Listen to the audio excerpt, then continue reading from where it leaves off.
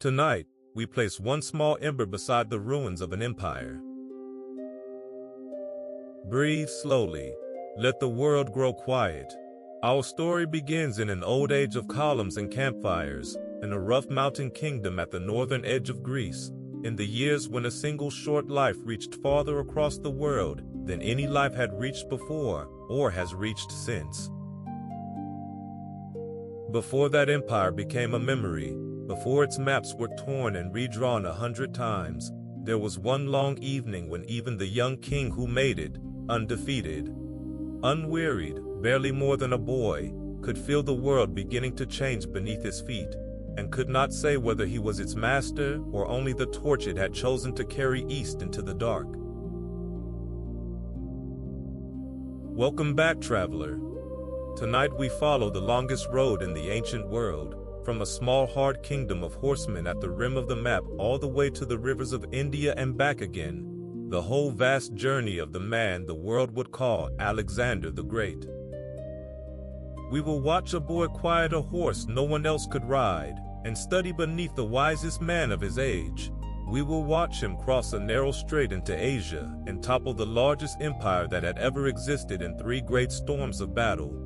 We will follow him past the last edge of every map his people had ever drawn, to the river where his own army, gently, would go no farther. And then, more gently still, we will follow the tale past all of that, to the long road home, the fever in Babylon that took him before he was old. The empire that came apart in the hands of his friends the moment he was gone, and the cities and the lighthouse and the name that outlasted every one of his conquests. There is nothing you need to do with any of it. This is an old story, worn smooth by more than 2,000 years of telling, and like all such stories, it asks nothing of its listener but drowsy company. If your eyes are already heavy, let them close. You do not need them where we are going. Armies will move across distant plains like weather on the far side of a valley.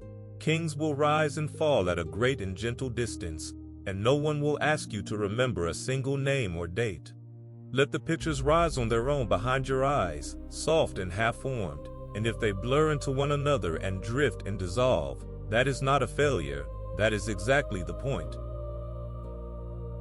So take a slow breath in now, and let it go, and feel the day loosen its grip on you as it leaves. Feel the weight of your body settling down into the bed, your shoulders letting go, your jaw unclenching, your hands growing heavy. Far away and long ago, at the northern edge of the Greek world, lamplight is glowing in the windows of a mountain palace, and a small hard kingdom is about to become, for one astonishing generation, the center of everything. Let us begin. Begin then, not with the conqueror at all, but with the country that made him, and the strange low place it held in the eyes of the world. Picture the northern rim of Greece, a land called Macedon, not the marble Greece of the schoolbooks, not Athens with its temples or Sparta with its iron discipline, but a wide rough kingdom of forested mountains and horse pastures and cold rivers, where the winters bit hard and the people lived closer to their herds than to their books. To the polished cities of the south, this was almost a barbarian place.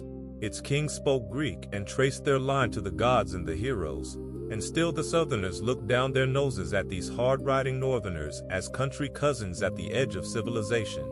Hold that image a moment, the rough highland kingdom under its heavy sky, because the whole of tonight's story begins in ground the rest of Greece thought too coarse to matter. It was a hard country to be king of.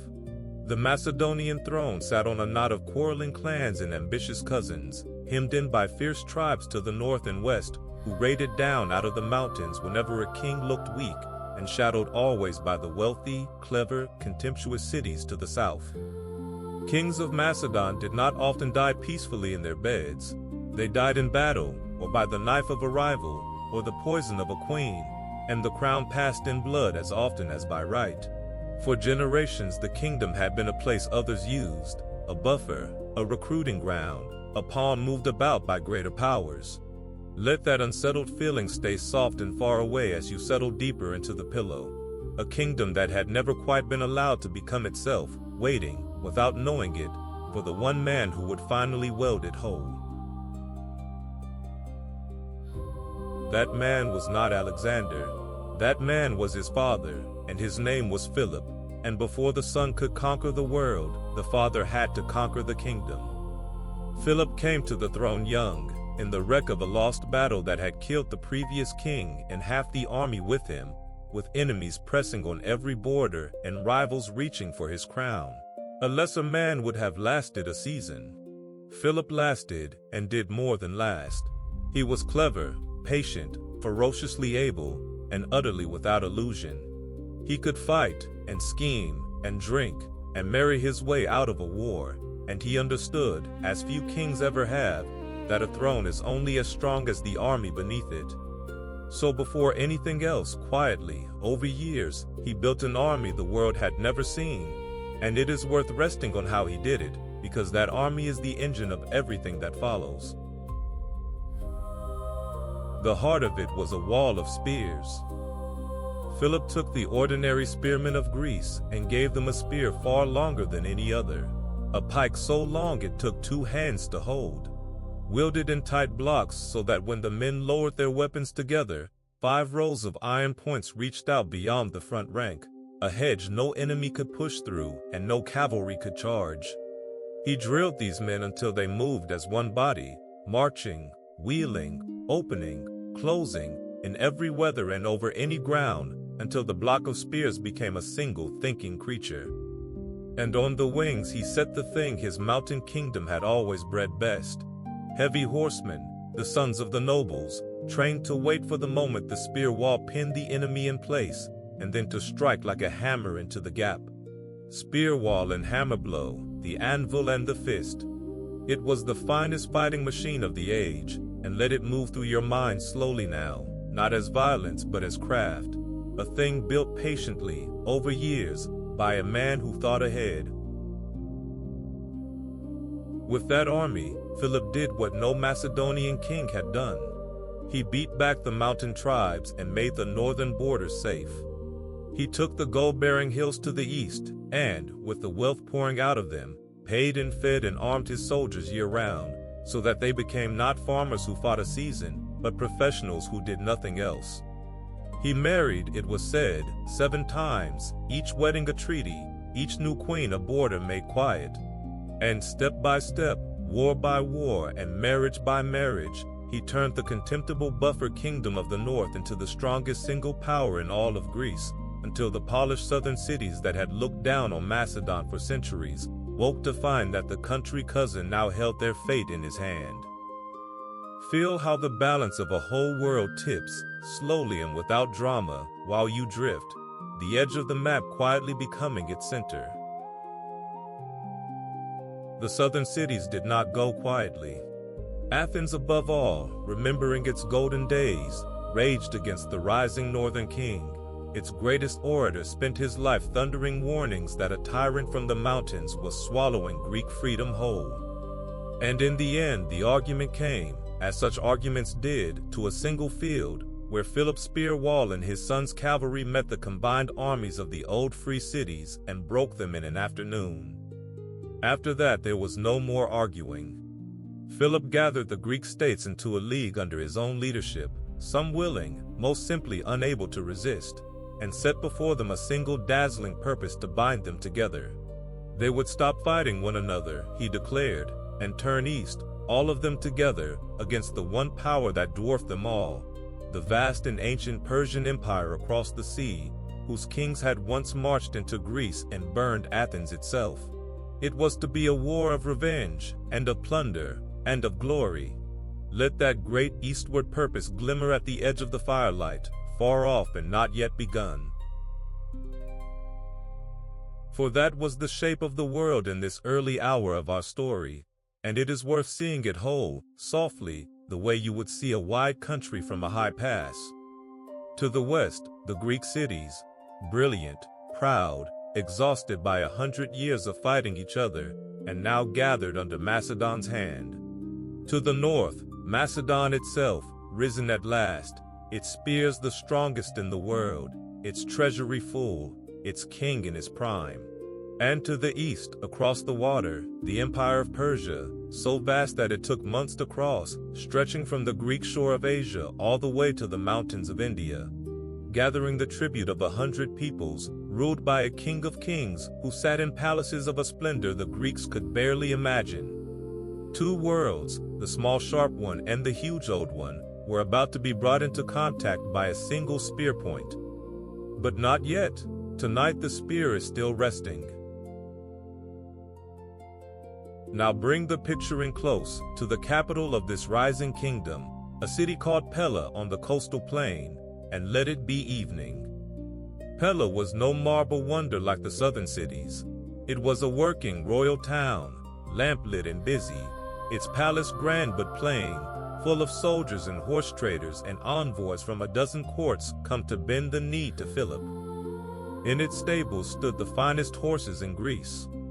In its halls the king feasted his rough noble companions long into the night, in the old northern way, drinking hard and talking war.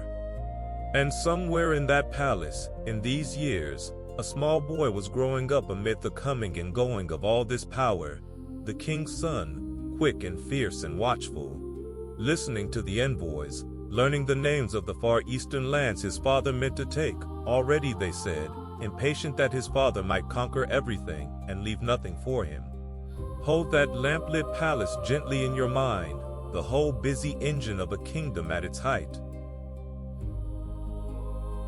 There was a shadow in that bright palace though, and it is part of the story too, told softly, for it never quite left the sun. The boy's mother was a queen from a wild western land, a woman of fierce intelligence and fiercer devotion, given to strange rites and a fixed, blazing certainty that her son was marked for something more than mortal. Descended, she whispered, from the greatest of the old heroes, and perhaps from a god. She and Philip loved and quarreled and drifted apart in the way of royal marriages that are also treaties, and their tangled affections and rivalries filled the boy's childhood with a mixture of adoration and unease. From his mother he took a sense of destiny that would never afterward release him. From his father, the harder gifts of war and rule. He grew up caught between them, worshipped by one and measured by the other, and something in that pull would drive him, all his short life, to prove himself the equal of gods and heroes both. Let that stay gentle and far off, a family's love and friction, seen from a great distance, the small human weather beneath the great events. And keep this near as the picture settles. For all its grandeur, the kingdom's true strength was not gold or walls, but the loyalty of hard men. The soldiers of Macedon were not hired strangers. They were farmers and herdsmen and the sons of nobles, bound to their king by oath and by a rough affection, men who would follow a leader who ate their bread and slept on their ground and stood in the front rank beside them. Philip had earned that loyalty with his own scars. He had lost an eye to an arrow and walked with a limp from an old wound, and his son would earn it the same way in every land they crossed. An army like that is not a machine after all, but a kind of family, and the story we follow is in large part the story of that family walking farther from home than any army ever had, held together by nothing stronger than trust in the man at its head. Rest on that quiet truth a while. And feel, as you sink further towards sleep, how completely the stage is set, and how little anyone standing on it could see of what was coming. Philip was at the summit of his life, master of Greece, the great Eastern war planned and waiting. By every reasonable measure it was his story, his empire to make. No one watching him then would have guessed that within a few years he would be gone, struck down before he could cross the sea, and that the whole enormous adventure he had spent his life preparing would fall instead to the watchful boy in the palace, who would carry it not merely to the borders his father dreamed of, but past every border, past every map, to the edge of the known world. The father built the engine. The son would drive it off the edge of the map. But that is all still to come, glimmering, far away. For now, let it all soften and blur, the way distant lamplight blurs when the eyes grow heavy. The mountain kingdom rests under its cold stars, The long spears stand racked in their halls. The horses breathe in the dark stables, and the fires in the palace burn down to embers, and out beyond the walls the whole wide world lies waiting, not yet troubled, not yet changed. You are only a traveler wrapped warm at the edge of it all, watching from a high safe distance as a small hard country gathers itself at the rim of history. Tomorrow, in a few slow breaths, in the next quiet chapter, a boy will walk out onto a field to meet a horse that no one can ride, and the tale will truly begin. But it begins here, in the quiet, with everything still to come and nothing yet lost. Rest now while the kingdom sleeps. Come then, to the gentlest scene in the whole long story, and one of the most famous, a boy, a horse, and a field, on an ordinary morning in the world before any of the conquering began. A horse trader had brought a magnificent black stallion to the palace at Pella, a huge and beautiful animal, and asked a fortune for him.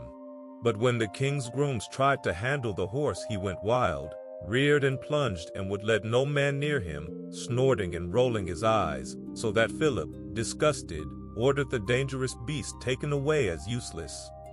And a boy's voice from the edge of the field said it was a shame to lose so fine a horse for want of the skill to handle him. Hold that image softly as you settle in. The great frightened animal, the crowd of grown men giving up, and the small clear voice that would not let it go. The boy was Alexander, perhaps 12 years old, and he had seen something none of the men had seen. He had watched the horse closely, and noticed that the animal shied and panicked whenever his own shadow moved on the ground before him, that the great beast was not vicious at all, but frightened of the dark shape that leapt and swung wherever he turned. So the boy asked to try, and his father, half amused and half annoyed, led him. And Alexander walked up to the stallion quietly, took the bridle, and gently turned the horse's head to face directly into the sun, so that the terrifying shadow fell behind him, out of sight. He stroked the animal, and spoke to him, and let him feel a calm hand and grow still. And then, in one smooth motion, he swung himself up onto the horse's back, and let him run. Let that moment stretch out slow and calm.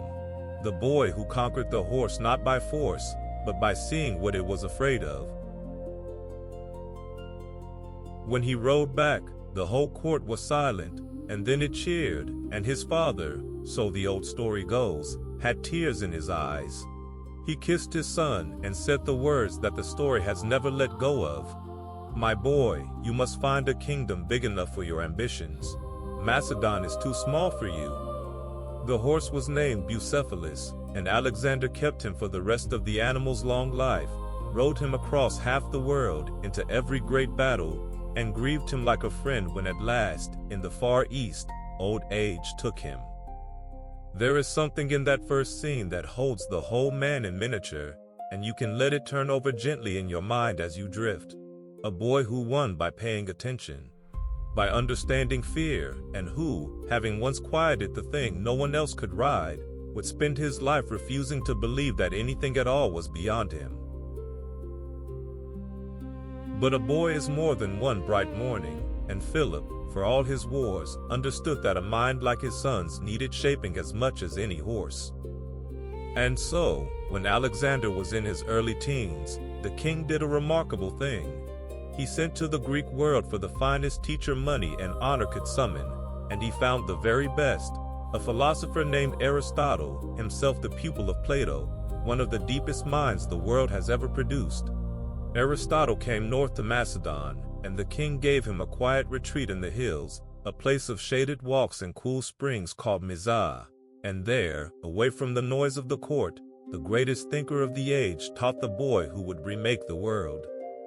Rest a moment in the mildness of that, a garden in the hills, a teacher and a handful of noble boys, and the long, unhurried afternoons of learning, while the wars waited. We do not know all of what passed between them in that garden, but we know something of its shape, and it is worth resting on, for it explains a great deal of the man to come. Aristotle taught the boy the things a Greek gentleman should know: poetry and rhetoric, the workings of nature, the study of living things, the principles of medicine, the art of reasoning clearly about the world. He gave Alexander a lifelong hunger to know how things worked, so that even on his farthest campaigns, the king would send strange plants and animals and reports of unknown lands back to his old teacher. Above all, it seems, Aristotle gave him Homer, the great old poem of the war at Troy, of the hero Achilles who chose a short and blazing life over a long and quiet one. That poem became the lamp of Alexander's imagination. He is said to have kept a copy annotated by his teacher's own hand, and to have slept with it and a dagger beneath his pillow all his life. Let that soft detail settle over you. The boy in the hills, learning to measure himself against a hero out of an old song. There was a tension in that education, though, that the story never quite resolves, and it is worth touching gently before we move on. Aristotle was a man of moderation, of balance, of the middle way between extremes. His whole philosophy taught that the good life lay in measure, in knowing one's limits, in the calm rule of reason over passion. And his pupil would become perhaps the least moderate man who ever lived, a man of limitless appetite and boundless reach, who would push past every border and every warning and every limit that the world tried to set before him. The gentle teacher of measure raised the most immoderate conqueror in history. Perhaps the lessons simply could not hold against so fierce a nature. Perhaps the boy took the hunger for knowledge and left the counsel of restraint behind. It is one of the quiet ironies of the tale, and you need not resolve it tonight. Only let it drift, a teacher and a pupil walking in a garden, wanting in the end such different things. While the boy studied in the hills, though, the world would not wait, and even before his schooling was done, he was pulled into the business of kingship. When he was 16, his father marched away to war and left him behind as regent, left a teenager to rule Macedon in the king's absence. And the teenager, when a northern tribe rebelled, raised troops and marched and crushed the revolt and founded a city on the spot and named it after himself, all before his father returned. 2 years later, when Philip fought the great battle that made him master of Greece, it was 18-year-old Alexander who led the cavalry charge on the left wing that broke the enemy's best troops. The boy of the garden was already, plainly, a soldier of rare gift. Feel how quickly the gentle scenes give way, without ever quite losing their calm. The horse, the poem, the philosopher's garden, and then, almost at once, the young man leading men in war. And yet the years just before the great adventure were not happy ones, and it is fair to say so softly. Philip, at the height of his power, took a new young wife from among his own nobles, and at the wedding feast, amid the hard drinking, a quarrel broke out that cut to the heart of everything. A slur, a challenge, drawn swords between the father and the son, and Alexander storming from the hall to carry his mother away into exile. For a time the heir was estranged from the throne, uncertain of his place, watching lesser men rise in his father's favor, and fearing he might be passed over after all. It is a strange thing to remember, on the edge of so vast a destiny, that the young man who would conquer the world spent a season fearing he might inherit nothing at all. Let that human uncertainty rest gently at a distance. Even the greatest lives have their anxious, waiting hours, when nothing is yet decided. He did not walk toward that destiny alone, and it is worth pausing on the companions who would share it, for they are woven through the whole of what follows. In the garden at Mesa and the halls of Pella, Alexander grew up among a band of noble boys his own age, the sons of Macedon's great families, sent to be schooled and to serve beside the heir. Among them was one he loved above all others, a tall companion of his boyhood who would be closer to him than any other soul his whole life long. And others who were quieter then but would loom large later, steady, watchful young men who would one day command his armies and, after him, carve his empire among themselves. They hunted together and drank together and learned together and swore the easy loyalties of the young, none of them dreaming how far those bonds would be carried or how strangely they would end. Let them rest for now as what they were at the start, a knot of friends on the edge of a great adventure before any of the roads had branched. For nothing was decided, in truth, until a single sudden morning that we will come to in the next chapter, the morning that ended the father's story and began the son's. But leave that at the threshold for now, and stay a moment longer in the quiet of the world before. Picture the boy grown to a young man of 20, not tall, but powerfully built, restless, with a habit of tilting his head a little to one side, quick to anger and quick to weep, generous and proud, sleepless with ambition, already dreaming eastward toward the vast empire his father meant to invade. He had the finest army in the world waiting in the wings, the finest teachers learning in his head, a hero's poem in his heart, and a horse that only he could ride. Everything was gathered, everything was ready. All that the story lacked was the moment that would put it into his hands. So let the garden fade now, and the hills and the lamplit palace, soft as breath on the eyes. The young man sleeps in Pella with Homer beneath his pillow, dreaming of Achilles and of Asia. The black horse dozes in the stable. The long spears wait in their halls, and the veteran soldiers wait in their villages, and the great Eastern War stands planned and poised, needing only a hand to launch it. Tomorrow, in the next slow chapter, a knife will flash at a wedding, a father will fall, and a 20-year-old will catch a falling crown and a falling empire's worth of ambition in the same instant. But that is tomorrow. Tonight, everything is still whole, still waiting, still golden in the hills. Rest now, while the young man dreams of the far edge of the world. Now the palette of our story darkens for the first time, and the long peace of the world before gives way to the years of the sword. It begins, as these things so often do, with a single bright violent morning. Philip, master of Greece, his great Eastern war already beginning to move, his advanced forces had in fact already crossed into Asia, held a magnificent wedding in the old Macedonian capital, a gathering of all the kings and envoys of Greece to celebrate his daughter's marriage and to launch, in splendor, the campaign of his life. And as he walked into the theater at the head of the procession, unguarded, robed in white, at the very summit of his power and his hopes, one of his own bodyguards stepped forward and drove a dagger into him, and the great king fell dead on the stone in front of the assembled world. Let that happen at a distance, without blood, the way lightning falls on a far hillside. The sudden fall, the cry, the whole plan of a lifetime cut in an instant.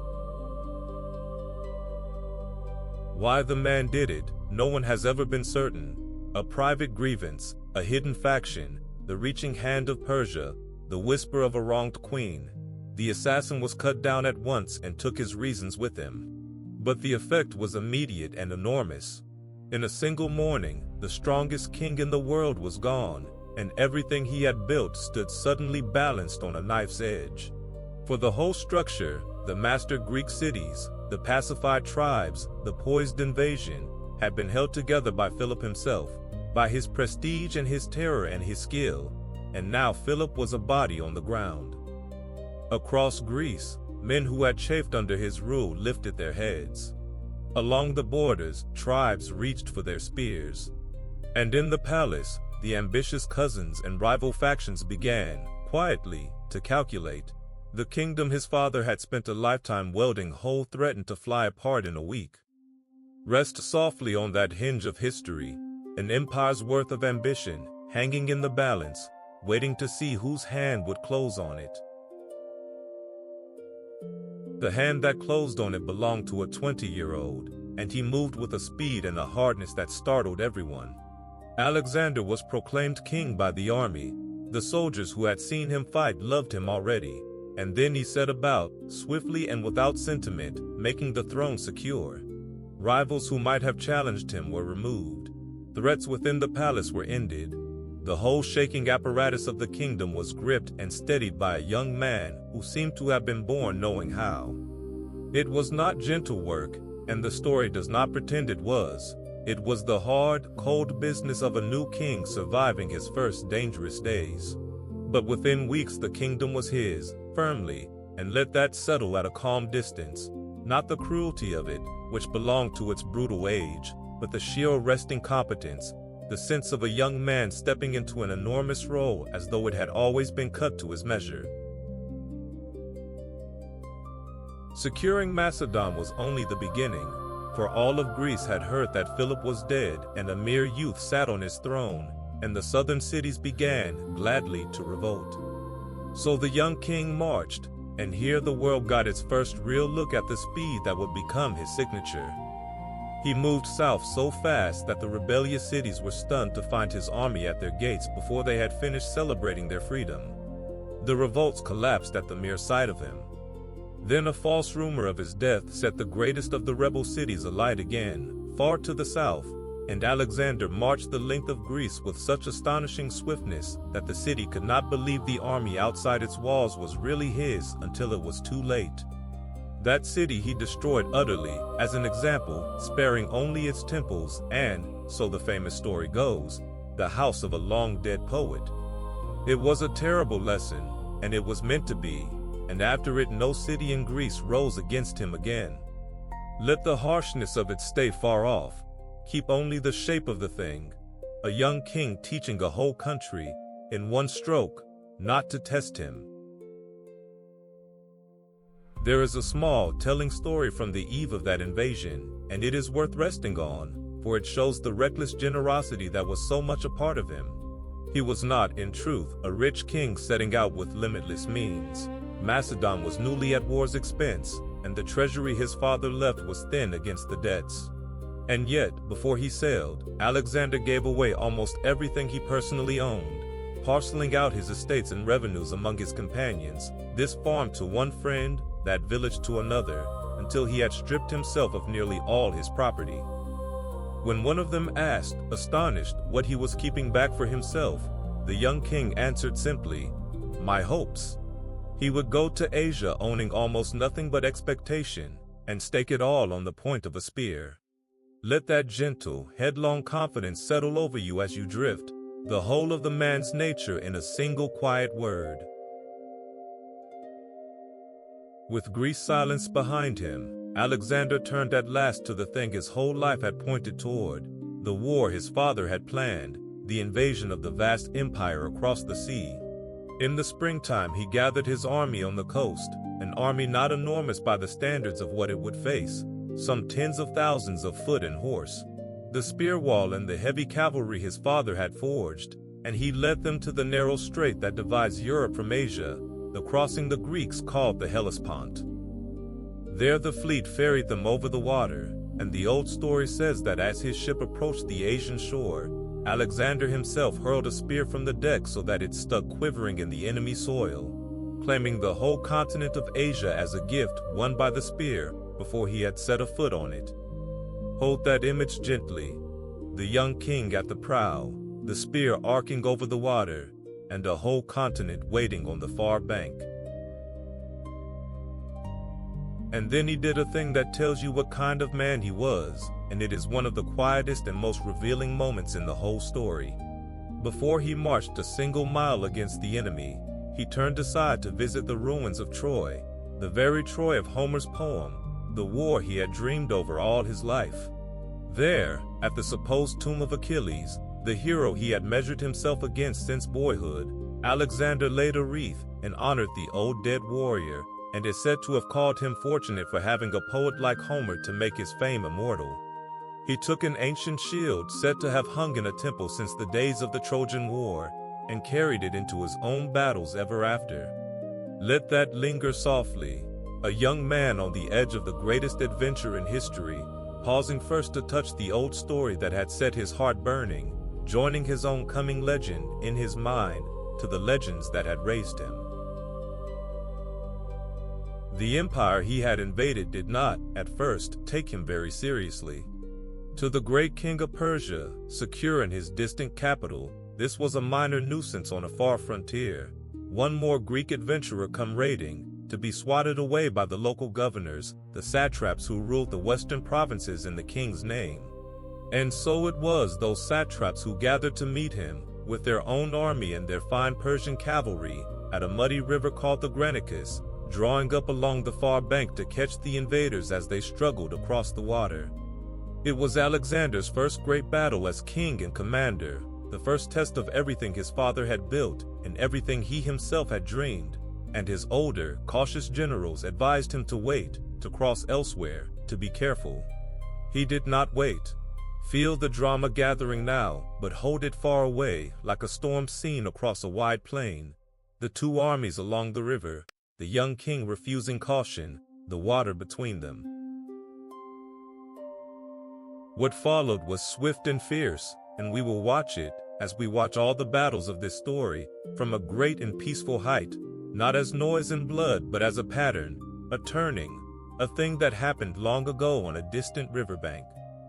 Alexander led the charge himself, straight across the river and up the far bank into the thick of the Persian horsemen, conspicuous in his bright armor and plumed helmet, drawing the enemy's best fighters onto himself. The fighting swirled around him. At one moment, the story says, a Persian blade sheared away part of his helmet, and he was within a heartbeat of death, saved by a companion's hand. But the spear wall came grinding across behind him, and the heavy cavalry struck, and the Persian line bent and broke and scattered, and by evening the western gate of the empire stood open. The invaders had won their first battle on Asian soil. Let the storm pass and the plain grow quiet again in your mind. And with that victory, everything changed, quietly at first, and then all at once. The Greek cities of the Asian coast, which had lived under Persian rule for generations, opened their gates to the young liberator. Province by province, the western edge of the great empire began to come over to him.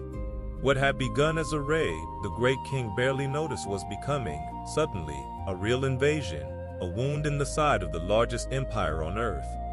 And word of it began at last to travel east toward the King of Kings on his throne, the growing rumor of a young Macedonian who did not stop, who moved faster than news of him could travel, who had thrown a spear into Asia and meant, impossibly, to keep it. Rest on that turning tide, soft and far away. A door pushed open, and a whole vast old world beginning, slowly, to feel the draft. So let the muddy river and the broken line and the bright dangerous figure at the head of the charge all soften now and sink away into the dark. The first battle is won. The first year of conquest has begun. The young king sleeps in a captured land under unfamiliar stars, farther from home than he has ever been, and only just started on his road. Far to the east, in a palace of unimaginable splendor, a great king is beginning, for the first time, to frown over reports from his western frontier.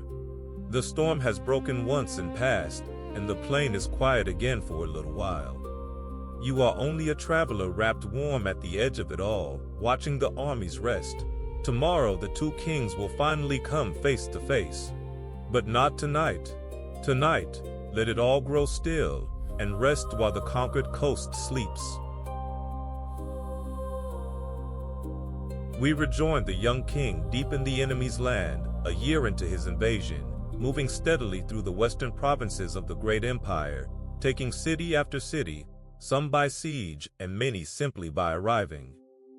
And it is here that one of the most famous small moments of the whole story waits for us, in an old town in the heart of Asia Minor, a place called Gordium.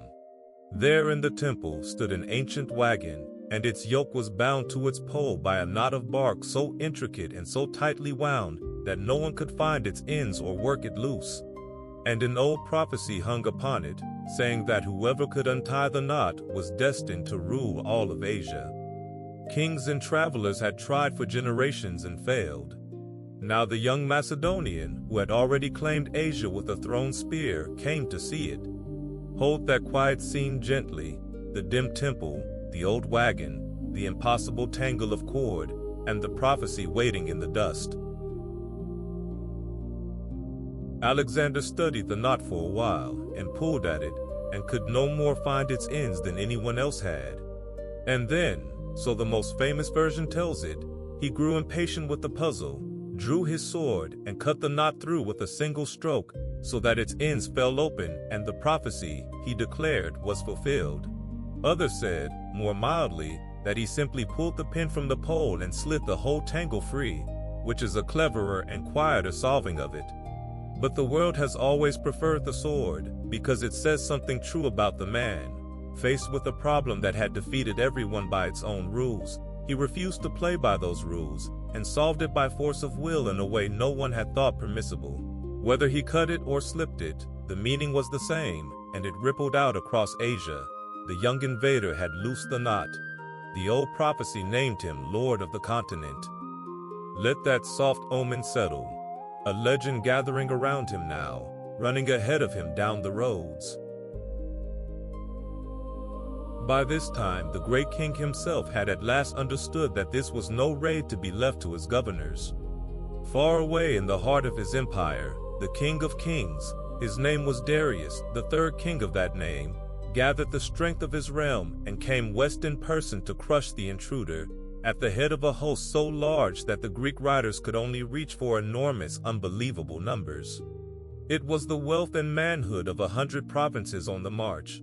Persian nobles and their armored horse, guardsmen in robes of purple and gold, archers and levies drawn from every corner of the largest empire the world had known, moving west like a slow river to drown the little Macedonian army in sheer weight of numbers.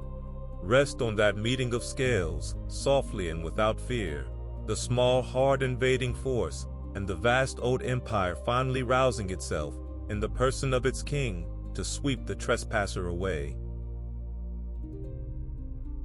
The two armies groped toward each other through the mountainous country near the corner where Asia Minor meets the coast of the Eastern Sea, and by a strange chance they passed each other by.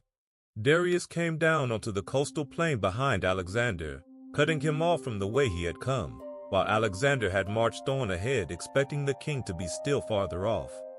When the young king learned that the entire Persian host lay across his rear, on a narrow plain called Issus, hemmed between the mountains and the sea, he did not panic. He saw at once the gift that had been handed to him. For the great king, in his eagerness, had crowded his enormous army into a strip of ground far too narrow to spread it out, a place where numbers could not tell, where the sea pressed one flank and the hills the other, and only a fraction of his host could reach the fighting at any moment. Let that turn slowly in your drowsy mind, the vast army trapped by its own vastness, packed into ground too small to use it. So Alexander turned his men around and marched back to give battle on that narrow plain, and there, at last, the young invader and the King of Kings came face to face across a small, cold river. We will watch it, as always, from a great and peaceful distance, not the noise and terror of it, but its shape, like a tide seen from a cliff top.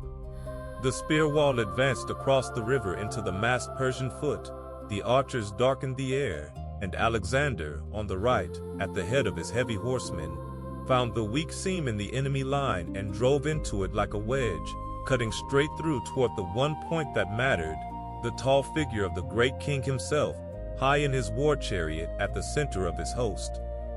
The whole battle narrowed, in the old telling, to that single converging line, the young king carving a path through the press toward the old king on his chariot.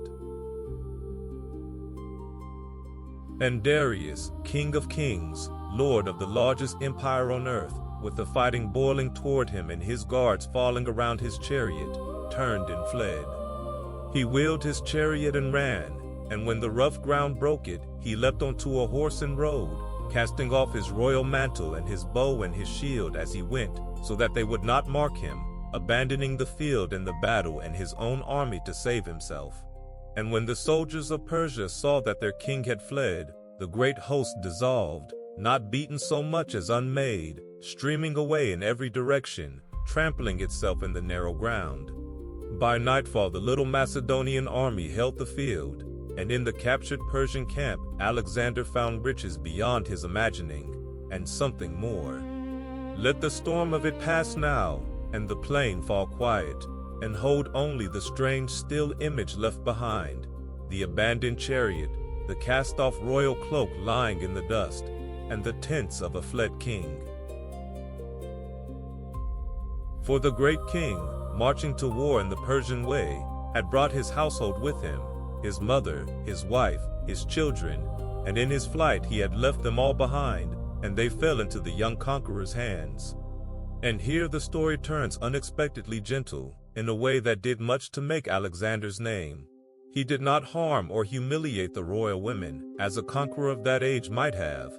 He treated them with courtesy and honor, left them their rank and their attendants and their dignity. And when the great king's mother, in the confusion, mistook Alexander's tall companion for the king himself and bowed to the wrong man, Alexander only smiled and said that her mistake was no mistake, for his friend too was Alexander, a protector.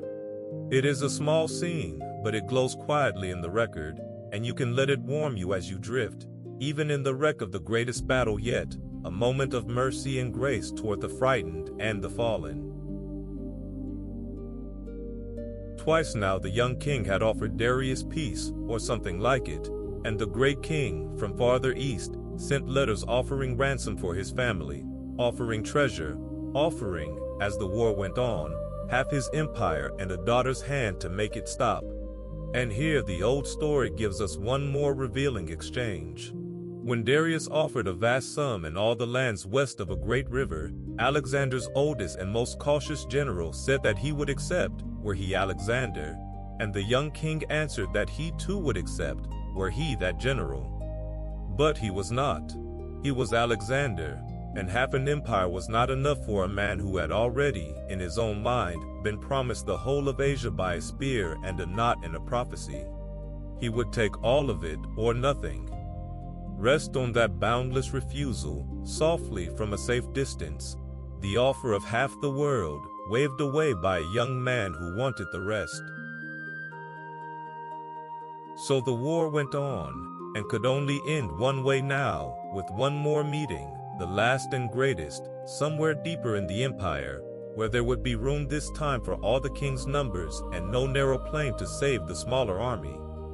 Both kings knew it was coming. Darius went back into the heart of his realm to gather everything he had left, every soldier of every province, and to choose his ground with care. And Alexander, in no hurry, secured the whole coast behind him first, took the great port cities, turned down into Egypt where he was welcomed as a deliverer and founded, on a spit of land by the sea, the city that would bear his name. Egypt is worth a moment of its own, for it gave the story one of its strangest and most beautiful scenes. The ancient land on the Nile, long chafing under Persian rule, opened to Alexander without a fight and hailed him as a liberator, even as a pharaoh, a son of its old gods. And there, on a narrow strip of land between the sea and a broad lagoon, he traced out with his own hand the plan of a new city, its streets, its harbors, its walls, the greatest of all the cities that would carry his name, Alexandria, though he would never live to see it built.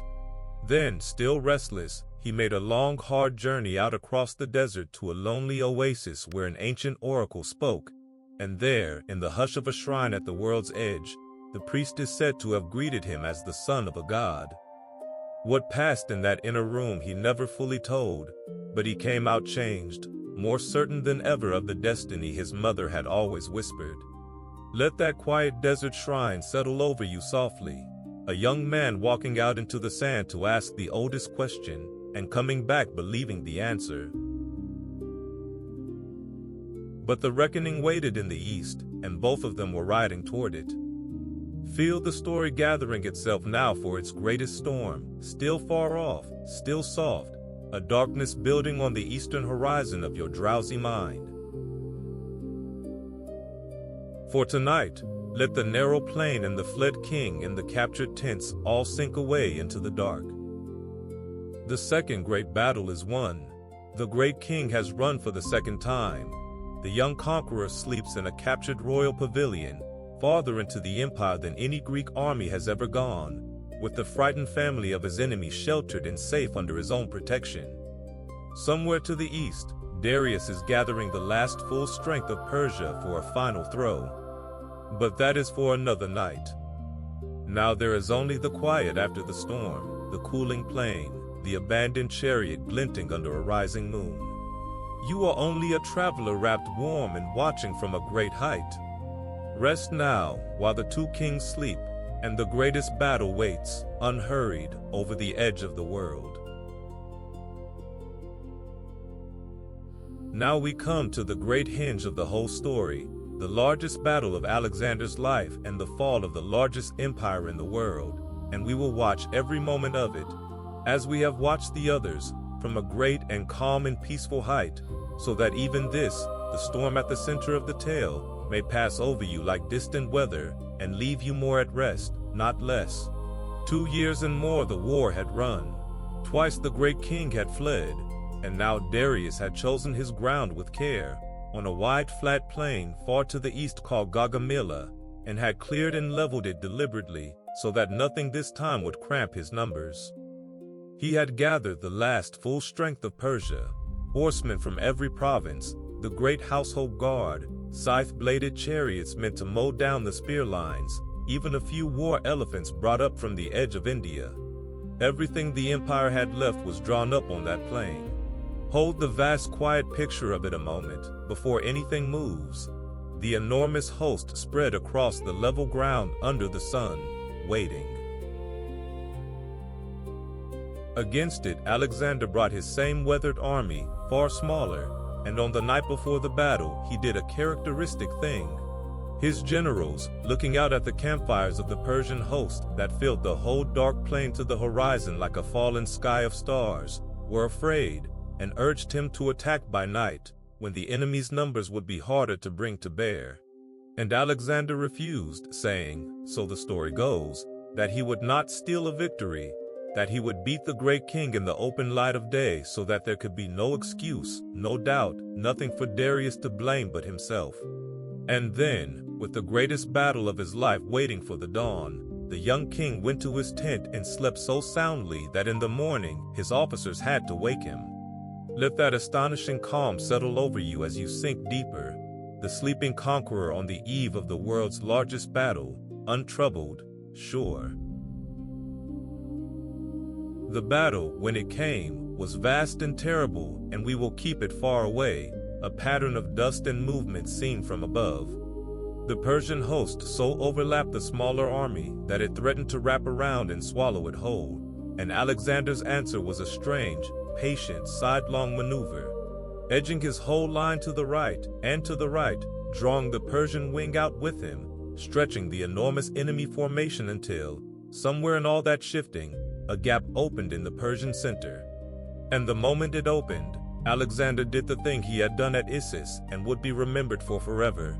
He wheeled his heavy horsemen into a wedge and drove them straight through the gap, straight at the heart of the host, straight toward the tall figure of the great king in his chariot at the center. The whole roaring confusion of the plain narrowed once more to that single arrow line aimed at one man. And once more, as the wedge of horsemen came tearing toward him through the wreck of his own center, Darius, king of kings, turned his chariot and fled. It is the image the whole war keeps returning to, and there is something almost sorrowful in it, held at this gentle distance, the Lord of 100 nations, twice now, breaking and running at the sight of that one bright figure bearing down on him. When the king fled, the vast army, which was still on its far wing, actually winning against Alexander's hard-pressed left, lost its heart and its reason and came apart, the greatest host the world had assembled dissolving into flight across the darkening plain. The battle was over. The empire was, in that afternoon, decided. Darius rode east into the mountains with a handful of followers, a king without a kingdom now, and behind him the whole enormous fabric of Persian power simply fell open like a cut knot. Let the storm pass one last time, and the great plain empty, and the dust settle under the moon. It is worth pausing, softly, on what that single afternoon had undone. The empire Darius lost on that plain was not a small thing. It had stood for 200 years, the work of a line of great kings, stretching from the Greek shore of the sea all the way to the mountains of India, gathering the tribute of more peoples than anyone could easily count, the very byword among the Greeks for wealth and vastness and power. And it had come, in the end, to rest on the courage of one man in one chariot, and when that man turned and ran, the whole immense structure had nothing left to stand on. There is an old, quiet lesson folded into that, the kind the sleeping mind turns over gently, that the greatest things, the ones that seem too large ever to fall, can hang in the end on a single thread, and go all at once when it parts. The great king rode east now through his own dissolving realm, a crowned man with less and less beneath the crown. Rest on that, unhurried and unafraid, from your safe great height. For nothing now stood between Alexander and the fabled heart of the empire, the great cities of the east, older than Greece, richer than anything the Macedonians had dreamed.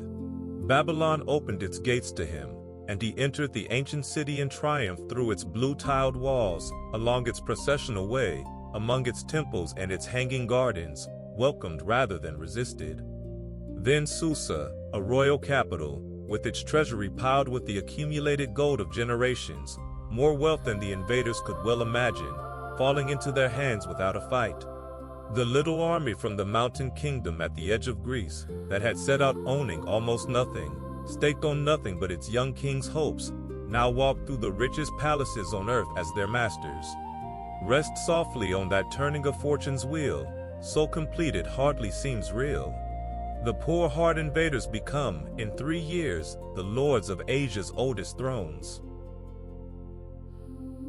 And Alexander began, in these months, to become something more than a Macedonian king, in a way that unsettled some of his oldest companions. He took up the title and the trappings of the great kings he had beaten, sat on their thrones, kept some of their court customs, began to wear elements of Persian royal dress, and to treat the conquered nobles not as slaves, but as new subjects whose loyalty he wanted to win. To him it was wisdom. A man who meant to rule Persia would have to become, in part, a Persian king. But to the rough veterans who had followed him from the mountains, who remembered his father drinking plain among plain men, it looked like their king going soft, going foreign, forgetting who he was. It was the first small seam of attention that would run through all the rest of the story, the conqueror slowly turning into the thing he had conquered. Let that quiet friction rest far off and gentle. Not a quarrel yet, only the first faint sign that winning the world might cost a man his own. And then, deeper into the Persian homeland, they came to Persepolis, not a working capital, but the ceremonial heart of the whole empire, the sacred city of the Persian kings, where the great kings were crowned and where, on a vast stone terrace, stood the most magnificent palace in the world, its halls a forest of tall columns, its stairways carved with the carved processions of every subject nation, bringing tribute to the throne. Here was the very soul of Persian power and pride, and it too fell to Alexander, with its enormous treasury, the hoarded riches of the empire. He wintered there, and then, near the end of his stay, one of the strange dark events of the whole story took place. The great palace of Persepolis was set on fire, and the wonder of the ancient world burned. Why it burned, no one ever agreed, and the story keeps two versions, both worth holding gently. In one, it was cold policy, a deliberate act, the burning of the ceremonial heart of Persia to announce to the whole East that the old order was ended, the great war of Greek revenge for the burning of their own temples finally and symbolically complete. In the other, it was an accident of revelry, a great drunken feast, torches in careless hands, a courtesan's dare, a fire begun in play that ran out of control through the tapestried halls and could not be stopped, and regretted, some said, the moment it was done. Perhaps it was both. Perhaps a policy dressed itself as an accident, or an accident was later called a policy. But whichever it was, the flames climbed the great columns and brought the cedar roofs down in showers of sparks, and the most splendid palace in the world became a shell of blackened stone that stands, roofless, to this day. Let that fire burn low and far away on the horizon of your mind, the brightest, most terrible light of the whole story, and, once it sinks, the very moment the tale begins to turn. For something changes in the story after Persepolis, quietly, and it is worth feeling as we begin the long turn toward rest. The great war of conquest, the war of Greek revenge against Persia, was in every meaningful sense finished. The battles were won, the great king was a fugitive, the capitals were taken, the treasuries were emptied into Macedonian hands, the palace of the enemy was ash. By every reason his father would have recognized, the work was done, and a wiser or more moderate man, the kind of man Aristotle had tried to raise, might have stopped there, consolidated, gone home a living legend to rule the greatest empire on earth in peace. But Alexander was not that man. The knot was cut, but the hunger was not fed. Ahead lay the fugitive king still to be caught, and beyond him the endless unmapped east, and the young conqueror's eyes were already turned that way. Rest on that quiet threshold, softly. The war won, and the man who could not stop winning it. So let the burning palace and the empty treasuries and the fled king all sink now into the dark and grow still. The greatest battle is behind us, the greatest empire has fallen, the peak of the whole long story is past, and everything from here runs gently downhill toward sleep. The young king sleeps among the ruins of a splendor older than his own people, master now of more than any Greek had ever ruled, and yet already dreaming east, toward the mountains and the fugitive and the edge of the maps. But all of that is for the nights to come, softer nights, quieter chapters. For now there is only the cooling ash, the vast still terrace under the stars, and the long war finally burning down. You are only a traveler wrapped warm and far away. Rest now, while the great fire dims. Now the story changes its shape, and it is worth noticing the change as we settle in, because everything softens from here. The time of the great set battles is over. There will be no more great king on a plain, no more single afternoon that decides an empire. What follows instead is a long, long march, years of it, deeper and deeper into the vast eastern half of the empire, through lands the Greeks had barely heard names for, a slow unspooling of distance and weather and weariness. The drama does not vanish, but it stretches out and thins, the way a river slows and widens as it nears the end of its course. Hold that gentle shift in your mind as you sink deeper. The war of great battles behind us now, and ahead only the long road east, unwinding under the stars. It began with a pursuit.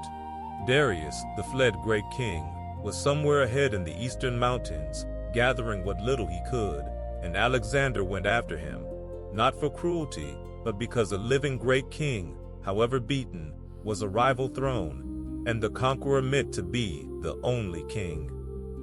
He chased Darius across hundreds of miles of hard country, driving his men through heat and thirst at a punishing pace, until at last, near the end of a long dry ride, his scouts found the great king, but not alive.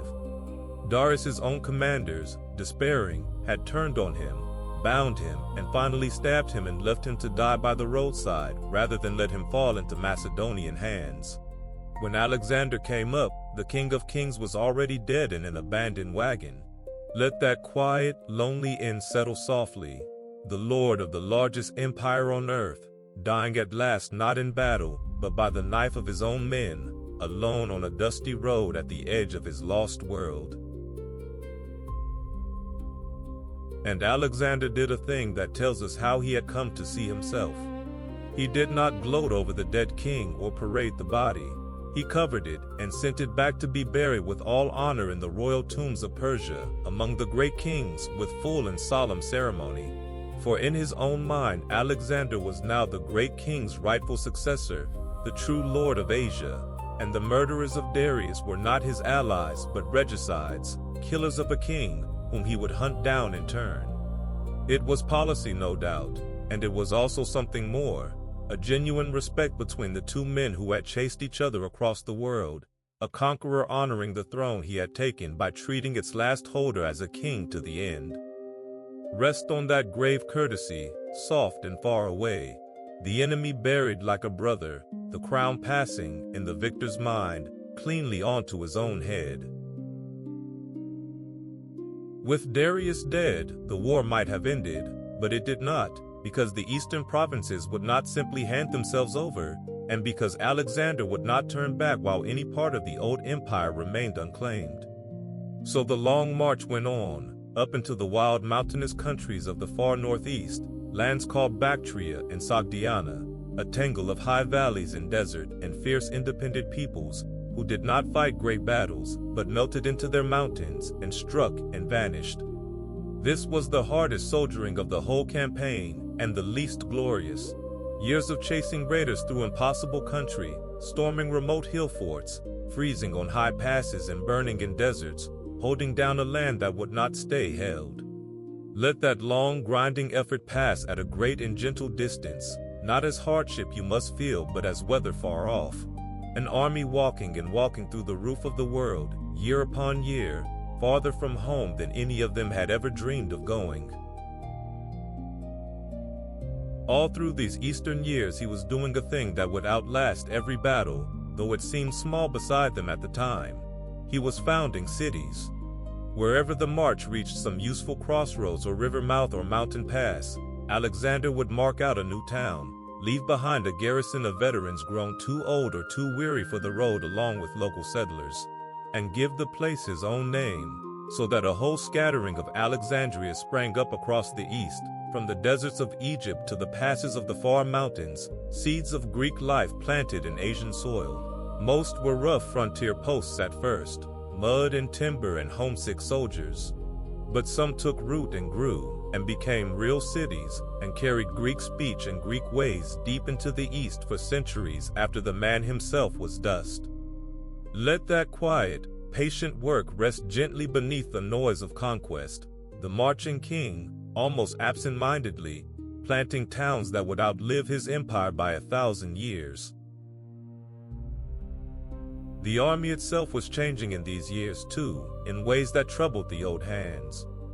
Alexander began to enroll Persians and other Easterners into his forces, to train young men of the conquered lands in the Macedonian way of fighting, to mix the peoples of his vast realm together in the ranks as he meant one day to mix them in his kingdom.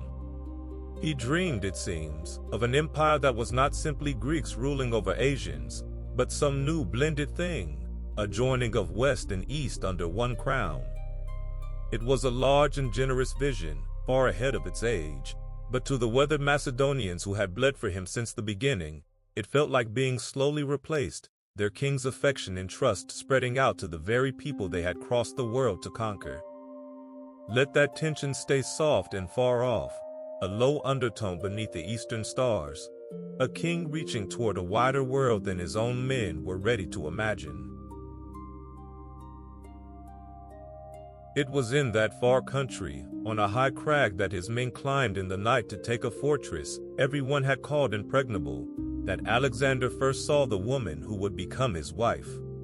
Her name was Roxana, the daughter of a local chieftain, and the story says she was among the most beautiful women of Asia, and that the conqueror who had refused half an empire fell, simply and completely, in love.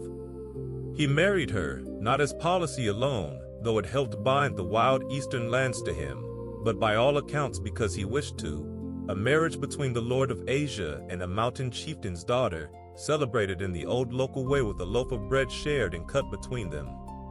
Let that soft human moment rest gently in the vast cold landscape. Amid all the marching and the fighting at the edge of the world, a wedding, a shared loaf, a young man in love in a high stone hall under the eastern stars. But these were also the years when the shadow we noticed earlier deepened, and honesty asks that we touch it softly before we move on. The long strain of endless war, the growing distance from home, the king's steady turn toward the manners of a Persian monarch, and the heart's suspicious pressures of ruling so vast a conquest, all of it wore at the old bonds between Alexander and his companions. There were plots, real and imagined. There were quarrels at the drinking that turned deadly. There was at least one terrible night when the king, deep in wine, killed with his own hand a man who had saved his life at the very first battle, and then was so stricken with grief and shame that he shut himself away and would not eat for days. These are the dark passages of the story, and we will not dwell in them, but they are part of the truth of the man, and they belong to this stretch of the road, the price perhaps of going so far and winning so much. Let them stay distant and dim, griefs glimpse through fog on a far shore as you drift.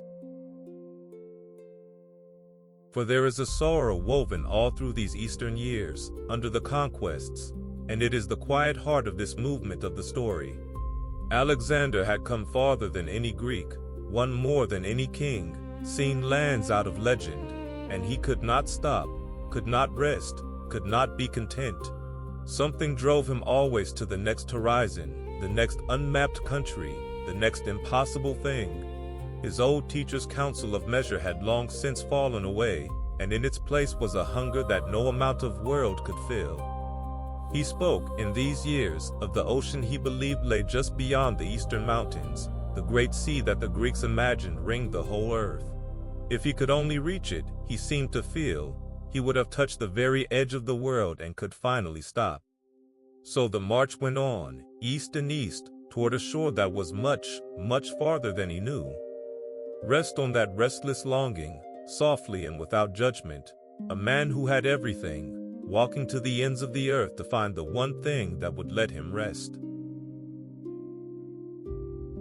And so the army came at last, after crossing range upon range of mountains, over the great passes and down through wild country, to the edge of a land the Greeks knew only as a name at the border of legend, India. Here, they believed, the world drew toward its eastern rim. Beyond a river or two more, surely, lay the encircling ocean and the end of all lands.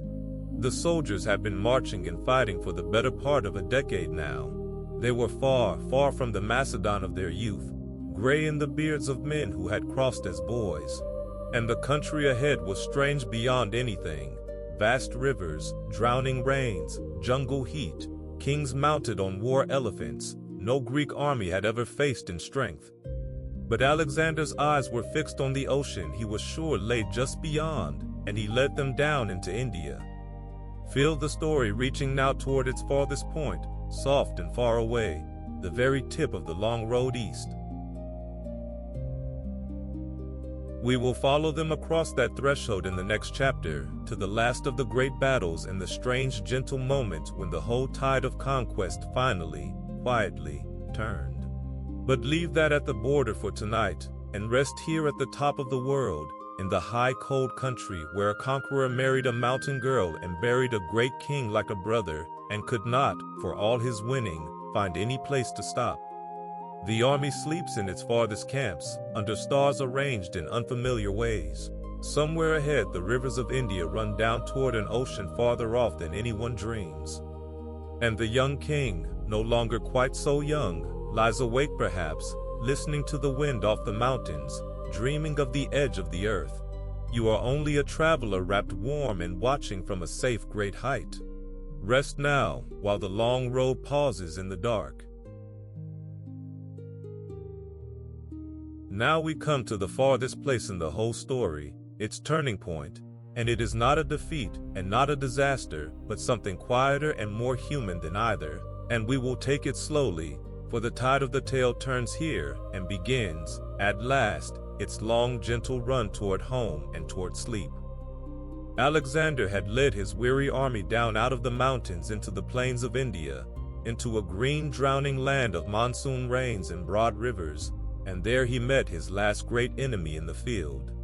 A proud Indian king named Porus, a tall and kingly man who awaited him across a wide river with a host that included something the Macedonians had never faced in numbers: war elephants, great gray towers of muscle drawn up in a line to shatter any charge. Hold that far strange scene gently, the swollen river in the rain, the two armies along its banks, and the line of elephants waiting in the mist on the farther side. The river was high and fast with the rains, and Porus watched every ford, so Alexander won the crossing by a trick worthy of the man who cut the Gordian knot. Night after night he made noise and movement up and down his bank, marches and feints and shouting, until the Indian king grew weary of responding to alarms that came to nothing. And then, in the dark of a storming night, under thunder that hid the sound, Alexander took the best of his army far upstream and crossed where he was not expected, and came down on Porus's flank in the gray dawn. Let that patient cleverness settle over you, held far away and soft, the long nights of feints wearing the enemy down, and then the real crossing hidden inside a storm. the oldest trick of all, make them stop believing the alarm, and then be the alarm. The battle that followed, across the wet plain in the last of the rain, was the hardest Alexander ever fought, and we will keep it, as always, at a great and peaceful distance. The elephants were terrible, throwing his lines into confusion, and the Indians fought with enormous courage. But the long Macedonian spears and the deadly horsemen and the king's own unfailing eye for the decisive moment told in the end. And Porus's army was broken, and the great elephants, wounded and maddened, at last turned and lumbered away. And through it all the Indian king himself fought on, huge upon his own elephant, wounded again and again, refusing to flee even when the day was plainly lost, the very opposite of Darius, a king who would not run. Let the storm of it pass over the far plain and fade, and hold only the image of the one great wounded figure still fighting on his elephant in the rain, after everything around him had given way. And what Alexander did then is the part the story has always loved. When the beaten and wounded Porus was finally brought before him, the conqueror asked how he wished to be treated, and the Indian king, though a prisoner and defeated, drew himself up and answered, "Treat me as a king." And Alexander, delighted, did exactly that, not only spared him but gave him back his kingdom, and more land besides, and made of the enemy who had fought him hardest a lasting friend and ally. There is something in that scene that shows the best of the man, and you can let it warm you as you drift towards sleep. The conqueror who valued courage above submission, who would rather have a proud king for a friend than a broken one for a slave, honoring the one enemy who had refused, like himself, ever to run. But it was after that victory, at the next river east, that the true turning of the whole story came, not by any enemy's hand, but by the quiet will of Alexander's own men. Beyond that river, he told them, lay more kingdoms, and beyond those the great encircling ocean, the edge of the world he had marched a decade to touch. A little farther, only a little, and it would all be complete. And the army, the veterans who had followed him from Greece across the whole of the known earth and beyond it, who had won every battle he had ever asked them to win, stopped, and would not go on. They were bone-weary and heartsick for a home most had not seen in 8 years and many would never see again.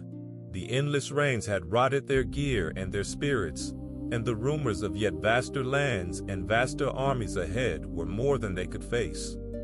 For the first time in his life, the undefeated king could not move his men. Rest softly on that extraordinary quiet, not an enemy, not a wall, but the gentle, immovable exhaustion of the men who loved him, stopping the conqueror of the world. Alexander did not take it well at first. He argued, he pleaded, he reminded them of all they had done together, and when that failed he withdrew to his tent in anger and would not come out, as though sheer will might yet turn them, the way it had turned everything else. For 3 days he sulked in his tent while the army waited, silent and unmoved in the rain. But the men, for all their love of him, did not change their minds, and this was the one thing his will could not overcome. The world itself he might bend, but not the weary hearts of his own soldiers. Let that stalemate rest gently, far off and sad and somehow tender. The greatest commander in history, shut in his tent, learning at the very edge of the world that there was, after all, a limit, and that it ran not through any enemy country but through the tired bodies of the men who had carried him there. There is a gentleness in how the story remembers those soldiers, and it is worth resting on. They were not cowards, and no one ever called them so. They were the men who had won the Granicus and Issus and Gaugamela and the River of the Elephants, who had climbed impossible crags and crossed deserts and never once broken. If they would go no farther, it was not for lack of courage, but from a simple, honest human fullness. Enough marching, enough winning, enough of strange skies and endless horizons, a longing at last only to see their own hills again before they died. There is a quiet wisdom in that which the sleepless conqueror never quite learned, and which the drowsy mind understands easily. that there comes a point where the right thing, the human thing, is to turn homeward. The soldiers knew it that night on the riverbank, even though their king did not.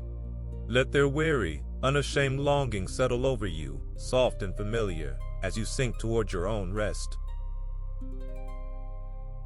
And then, at last, he yielded, and it may be the most human moment in his whole story. He came out, and he ordered the great altars raised on the riverbank, 12 enormous altars to the gods, to mark the farthest point of the march, and he gave the order to turn back. The army, hearing it, is said to have wept for joy and blessed him, that he who had never let himself be beaten, had let himself be overcome by them. The farthest tide of the conquest had reached its mark on that far Indian river, and now, for the first time in a decade, the whole vast enterprise turned its face the other way, toward home. Let that turning settle over you like a long breath let go. The reaching finally over, the endless outward pressure released, and the great tired army, at last, pointed back toward the setting sun. Yet even in turning back, Alexander could not simply retrace his steps quietly, for the restlessness in him needed some new thing to reach for. So he chose to go home the hard way and the strange way. Rather than march straight back along the roads he knew, he would build a great fleet on the Indian rivers and sail down them all the way to the far ocean in the south, so that he might touch that encircling sea after all, if not in the east then in the south. And so the army became, for a time, a river-borne thing, thousands of boats drifting down the wide brown waters toward the sea, fighting the river peoples along the banks as they went. In one such fight, storming a town's wall, Alexander leapt down alone inside the enemy rampart before his men could follow and was struck by an arrow deep in the chest. And for days the whole army believed their king was dying, and grieved, until he had himself carried out before them to show he lived. Let that pass at a gentle distance, softened by relief. The reckless king wounded almost to death at the very edge of the world, and the vast army's fear, and the quiet mending after. At last the rivers carried them down to the southern ocean, and Alexander looked out at last upon open sea at the far edge of his conquests, and made his offerings, and turned for home in earnest. Part of the army would go by ship, following the coast west along unknown shores. The rest would march overland with the king. The reaching was truly over now. Every direction left was homeward. And the man who had spent a decade unable to stop had, in the end, been brought around to face the way back, first by the weary love of his soldiers at the river, and then by the plain limits of the round earth itself, which offered, past the ocean, nowhere further to go. Rest on that softly, the outward journey of a lifetime finally spent, and the long turning for home complete. The way home would not be easy. The story still had its hardest march and its quietest ending waiting, but the shape of everything had changed at that river. The man who could not stop had, in the end, been stopped, gently, by love and weariness rather than by any defeat. And something in him, the old tellers felt, was never quite the same after. He had touched the limit at last. The dream of the encircling ocean was set down unfinished on that far bank, beside the 12 great altars, and left there for the rains and the years to wear away. Rest on that quiet relinquishing, soft and far away. The one thing the conqueror never conquered was the need, in the end, to turn around. So let the flooded river and the line of elephants and the 12 altars in the rain all soften now and sink away into the dark. The last great battle is fought and won. The last river is reached. The farthest point of the whole long adventure is behind us now, and everything from here runs homeward and downhill and toward rest. The army turns for home under the drowning eastern sky, weeping and grateful.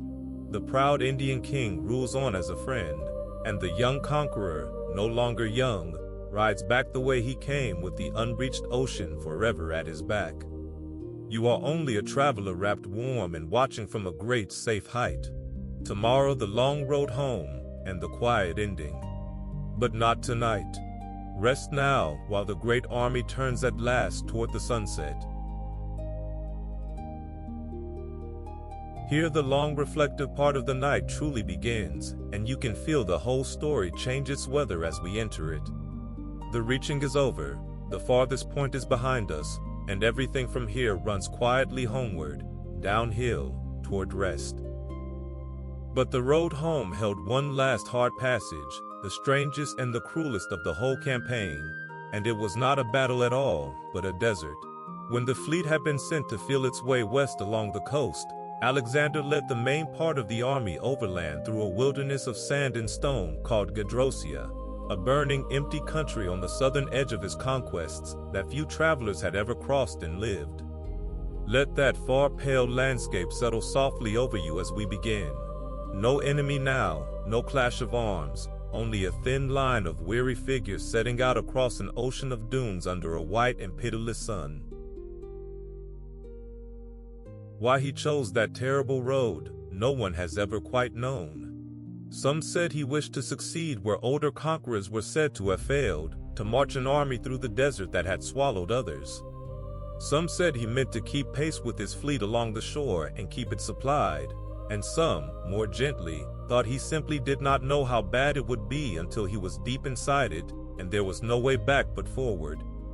Whatever the reason, the army marched into the Gedrosian waste in the worst of the heat, and the desert did to them what no Persian host had ever managed.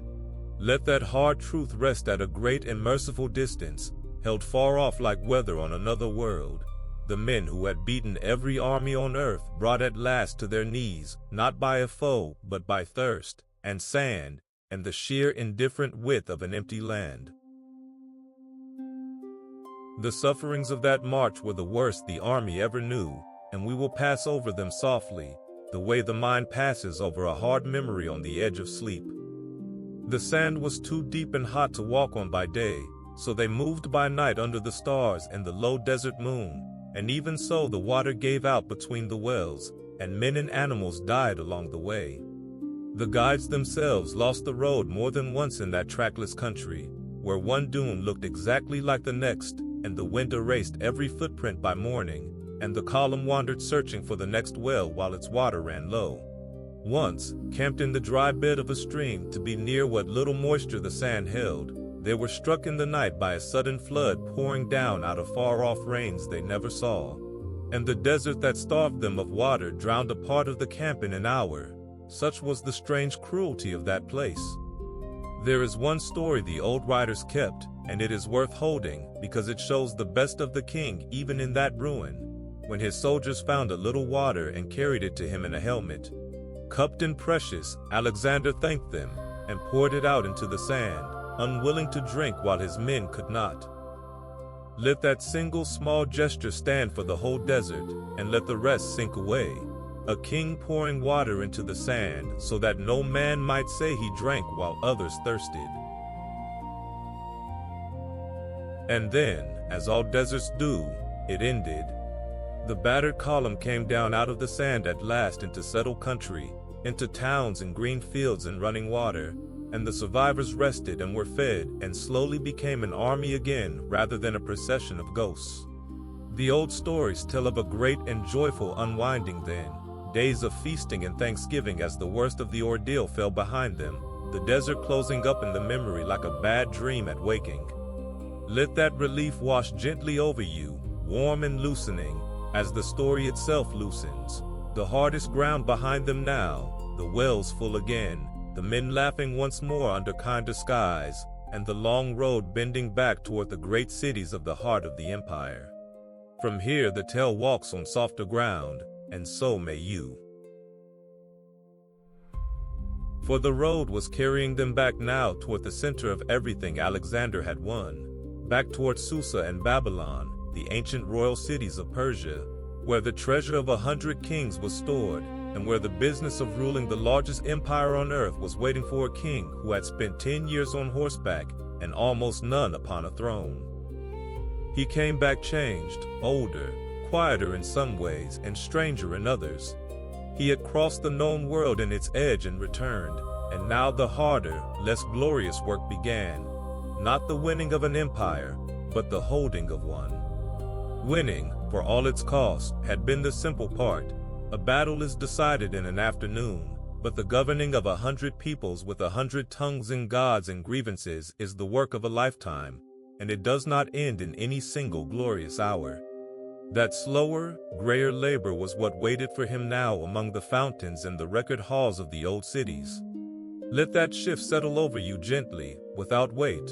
The conqueror coming home to be, for whatever time was left to him, not a general on a plain, but a king in a palace, trying to govern the impossible thing he had made. And what he tried to do with it in those last months was the great dream that had grown in him through all the Eastern years, to make of his enormous conquest not merely a Greek army sitting on top of a beaten Asia, but one blended people, West and East joined together under a single crown. Nowhere did he pursue that dream more grandly than at Susa, where he held a wedding unlike anything the world had seen. In a single vast ceremony he married the daughter of the old great king, and had nearly 100 of his highest officers each take a noble Persian bride at the same time, and blessed the unions of thousands of his ordinary soldiers with the Asian women they had come to love along the march. Let that strange grand scene rest softly in your mind. A whole army wed in one day, Macedon and Persia joined by the thousand, a conqueror trying to sew two worlds together with marriages instead of spears. It was a beautiful vision, and it was, in its way, ahead of its age. The idea that the peoples of a conquered world might be made one, might mingle their bloods and their gods and their manners into some new thing larger than any of them. Alexander seems to have believed in it with real feeling. He took to wearing something of the dress of a Persian king, adopted parts of the courtly ceremony of the old empire, and asked his stiff-necked Macedonians to bend, at least a little, toward the customs of the people they had beaten. Some of it moved his men, and much of it troubled them, for they had crossed the world to conquer these Easterners, not to become them. But let the tension stay soft and far away tonight, a low murmur beneath the lamplight, a king dreaming of one world, and the tired soldiers around him, unsure whether they were being honored or slowly replaced. There was, in these homecoming months, a grief as well, the kind of grief that seems to come to the great precisely when the fighting stops and there is finally time to feel things. Alexander's dearest friend, the companion of his whole life, a man named Hephaestion, who had been closer to him than any brother, fell ill of a fever in these quiet months and died. And the king, who had borne the loss of thousands on a dozen battlefields without breaking, was undone by this one death. He grieved wildly, extravagantly, past all measure, mourning as though the light had gone out of the world. He would not eat for days, they said, and lay by the body, and ordered mourning across the whole empire, and planned a tomb so vast and costly that it staggered even his own officers. Let that sorrow rest gently and at a distance, softened by the dark. The conqueror of the world weeping helplessly for one friend, and learning, as everyone learns in the end, that no amount of winning can keep the people we love from leaving before us. And in all of this you can feel, if you listen softly, the sound of an enormous effort winding slowly down. The tremendous outward energy of the young years, the crossing, the battles, the endless march east, had spent itself against the far edge of the world and turned for home, and now it was settling, the way a great storm settles into a long gray rain. Alexander was not old. He was still, by our count, a young man in his early 30s. But he had lived 3 ordinary lifetimes in that short span, had gone farther and done more and lost more than almost any man before or since, and something in the story itself seems tired now, ready to rest. Let that weariness be a gift to you rather than a sadness, the great striving nearly over, the long day nearly done, the whole vast enterprise coming quietly to anchor in the old cities by the rivers. So let the desert and the weddings and the grieving all soften now and sink away into the warm dark. The hardest march is behind us. The army is home, or nearly. The king sits at last in the palaces of the empire he crossed the world to win. Somewhere ahead, only a little way now, waits the quietest passage of all, and we will come to it gently in the next chapter, and no hurry at all. But leave it there for the moment and rest here in the lamplit calm of the homecoming, among the fountains of Susa and the joined hands of two worlds, where a tired conqueror tried, for a season, to be a king of peace. You are only a traveler wrapped warm and watching from a safe great height. The road has come home. Rest now in the quiet of the old cities by the water. Now we come to the gentlest turn of the whole story, and we will take it very softly, for it is the quietest thing that ever happened to the man who did the loudest things in the ancient world. There is no battle here, and no drama, and nothing you need to brace yourself for. There is only a great palace by a slow, dark river, one high window with a lamp behind it, and a young king lying down at last. Alexander had come, in the final season of his life, to Babylon, the oldest and greatest of the cities of the East, city of hanging gardens and gods older than memory, set beside the wide and ancient river. There he meant to rest a while, and to plan, for his restless mind was already reaching past the empire he had toward new voyages and further shores. Let that great old city gather softly around you in the dark, its towers and its river and its lamps, and let yourself begin to settle as the king settles. For even now, even home and crowned and lord of everything between Greece and India, he could not quite stop reaching. In Babylon he gathered ships and men and made ready for new expeditions. A voyage, some said, to sail around the whole of Arabia, to trace shores no Greek had seen. There was even talk, drowsy and vast, of turning one day toward the far west, toward the other end of the world. The maps were being drawn and the fleets prepared. But there is something gentle in knowing, as we do and as he did not, that none of it would happen, that the reaching was truly over now, and that all these grand plans were only the last bright sparks thrown up by a fire that was very nearly out. Let that soften rather than sadden you. The great planner bent over his charts by lamplight, dreaming of oceans he would never sail, while the quiet ending drew near unheard. It came, as such things so often do, out of an ordinary evening. There had been a feast. The king loved the long nights of wine and company, and there had been many of them in Babylon. And afterward, the old accounts say, he did not feel well. And in the days that followed, a fever took hold of him and would not let go. There was nothing sudden or violent about it, nothing of the battlefield. It was the quietest of enemies, the kind that comes to anyone. A slow rising heat and a weakness that deepened day by day. Let that gentleness be a comfort in the telling. The man who had faced every terror the world could raise against him met his own end not in fire or steel, but in the soft ordinary way that waits for all of us, lying in a cool room while a fever ran its patient course. For a while he went on with things, as strong men do, unwilling to believe a fever could do what no army had. He still gave orders from his bed, still spoke with his officers about the coming voyage, still had himself carried down to the river and across to the gardens on the far side where the air was cooler, still made the daily offerings to the gods.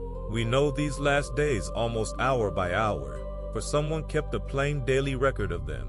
The king bathed, the king slept, the king spoke with his admiral about the ships. The king grew worse, and there is something unbearably gentle in that dry little diary of an ending, the small ordinary notes of a great life running quietly down.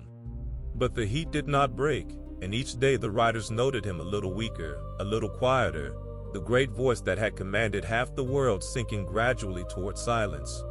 Let those slow days pass over you like the turning of soft pages. The king moved gently from room to cooler room, the fever holding on, the plans falling one by one out of his hands, the whole tremendous life narrowing quietly down to a bed, a window, and the sound of the river. And then there is a scene the old writers kept, and it is one of the tenderest in all the long history, and we will rest in it a while. As word spread through the army that their king was failing, the soldiers, the veterans who had followed him from Macedon across the whole world and back, the men of the Granicus and the desert and the river of the elephants, could not bear to be kept from him. And so they were let in, and they filed through his chamber one by one, thousands of them, a slow, silent river of scarred and weeping men passing the bed of the king they loved. He could no longer speak by then, but the accounts say he raised his head to each of them, or moved his eyes, or lifted a hand in the smallest greeting, meeting every single one, refusing to let a single man pass unacknowledged. It must have taken hours, that slow procession, and it must have cost him what little strength was left, and yet he would not be spared it, would not let his soldiers be turned away, as though the last work of the great commander were simply this, to say a wordless farewell to each of the men who had carried him to the edge of the world. Let that image hold you gently in the dark, the dying king, past speech, greeting each of his old soldiers with his eyes, and the long line of them moving through the lamplight, saying goodbye without a word. There is a question the story always asks at this bedside, and it is worth touching softly before we let it go. They asked him, his officers, anxious and frightened, for he had a wife with a child not yet born and no grown heir, to whom he left his empire, the largest the world had ever seen. And the answer he gave, or the answer the story remembers, was a single quiet phrase, to the strongest. Whether he truly said it, or whether it was put into his mouth afterward by men trying to make sense of the ruin that followed, no one can now know. But it hangs over the ending like the last note of a song, an empire of half the world handed, with the last of a man's breath, not to a son or a chosen heir, but to whichever of his friends could take and hold it. Let that soft, uncertain word rest in the quiet, to the strongest, spoken or imagined, and the vast realm left open to the dark.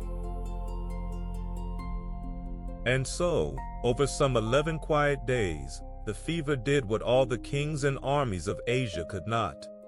The fire that had crossed half the world, that had never once been beaten in the field, that had reached farther than any Greek before it, guttered slowly and gently down in a cool room in Babylon, and, before its keeper was old, went out.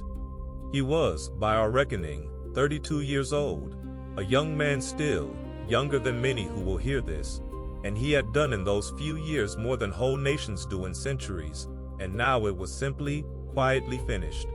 Let that settle over you without grief, the way the end of a long day settles, or the way an ember settles into ash. Not a tragedy shouted, but a light lowered, a great thing comes softly to its rest. The young king is still at last. The reaching is over, the fever has run its course, and the room is quiet. It is worth resting, here at the end of the life, on the strange smallness of it against the size of what he did. The man who had made the greatest empire on earth and stitched half the world onto his own name died in a borrowed bed of an ordinary sickness. No different in his ending from any tired traveler. The body that had been carried in triumph through a dozen conquered capitals lay still in the heat of a Babylonian summer, and the great voice was silent. There is a very old lesson in that, and the drowsy mind takes it easily and without fear, that the largest life and the smallest come, in the end, to the same quiet room, the same lowering of the light, the same rest. It is not a sad thought, told this late. It is almost a comfort that even the man who could not stop was, at the last, allowed to stop, and to lie down, and to let go of everything he had carried. For that is the deepest thing this chapter has to give you, on the edge of your own sleep, permission. All his life Alexander could not rest, not after the crown, not after Persia, not after India, not after the ocean. Something in him always drove on to the next horizon, the next impossible thing, and he wore out 3 lifetimes chasing a stopping place he never found. And then, in a cool room by the river, the stopping place found him gently, and the endless reaching was finally, mercifully over. Whatever you have been carrying today, whatever horizon has been pulling at you, you can set it down now the way the king at last set his down, not in defeat, but simply because the day is done and the reaching can wait. There is nowhere you have to go tonight. There is nothing you have to conquer. The fire may bank itself and rest. So let the great palace and the slow river and the long line of weeping soldiers all soften now and sink away into the warm dark. The young king sleeps, and the fever is spent, and the summer night lies quiet over Babylon and its ancient towers. What became of the vast empire he left open behind him is a story for the next quiet chapter, and we will tell it softly, from very far away, as something that happened long ago to people long at rest. But leave it there for now, and stay here in the stillness at the end of the life, where a great fire went gently out and left the world a little warmer for having burned. You are only a traveler wrapped warm and watching from a safe great height. The reaching is over. The room is quiet. Rest now as the king rests by the river in the dark.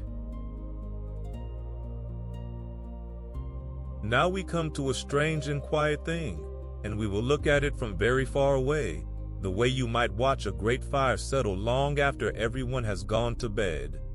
Alexander had built in a dozen years the largest empire the world had ever seen, a realm stretching from the mountains of Greece across Egypt and Persia to the rivers of India, more land than any single man had ever held. And within a very few years of his death, it was simply gone, not conquered by some greater power, not overthrown in one great battle, but come quietly apart in the hands of the very friends he had left behind. There is no violence you need to brace for here. This is the aftermath, the long settling, and we will move through it gently. Let that vast map spread out softly in your mind, whole and shining for one last moment, and then watch it begin, without alarm, to come apart along its seams. The trouble was written into the empire from the start, though no one could see it while the maker lived. It was an empire held together by one man, by Alexander's own presence, his name, his will, the sheer force of the person at its center. There was no long tradition binding these far provinces together, no shared law or language or old loyalty that reached from Macedon to India. There was only him, riding from end to end of it, and the awe he carried. So long as he lived, that was enough. But he left no grown heir to stand in his place, only a half-brother who was not fit to rule and an infant son not yet born when he died. And so, when the one man at the center was gone, there was nothing left in the middle to hold the edges in. Let that quiet structural truth settle over you without weight, a great wheel with a single spoke, and what must happen to such a wheel when the spoke is drawn out. At first they tried to keep it whole. The great officers of the army, the companions of Alexander's youth, hardened generals who had commanded his wings and governed his provinces, met after his death and agreed, for a while, to rule the empire together in the name of his family, holding it in trust for the child who was coming and the brother who remained. There were fine speeches and solemn oaths and a show of unity over the king's own body. But it could not last, and everyone half knew it could not. These were proud, able, ambitious men, each with an army at his back and a rich province under his hand, and each with just enough claim to dream of more. Let that brittle peace rest softly and briefly in the lamplight.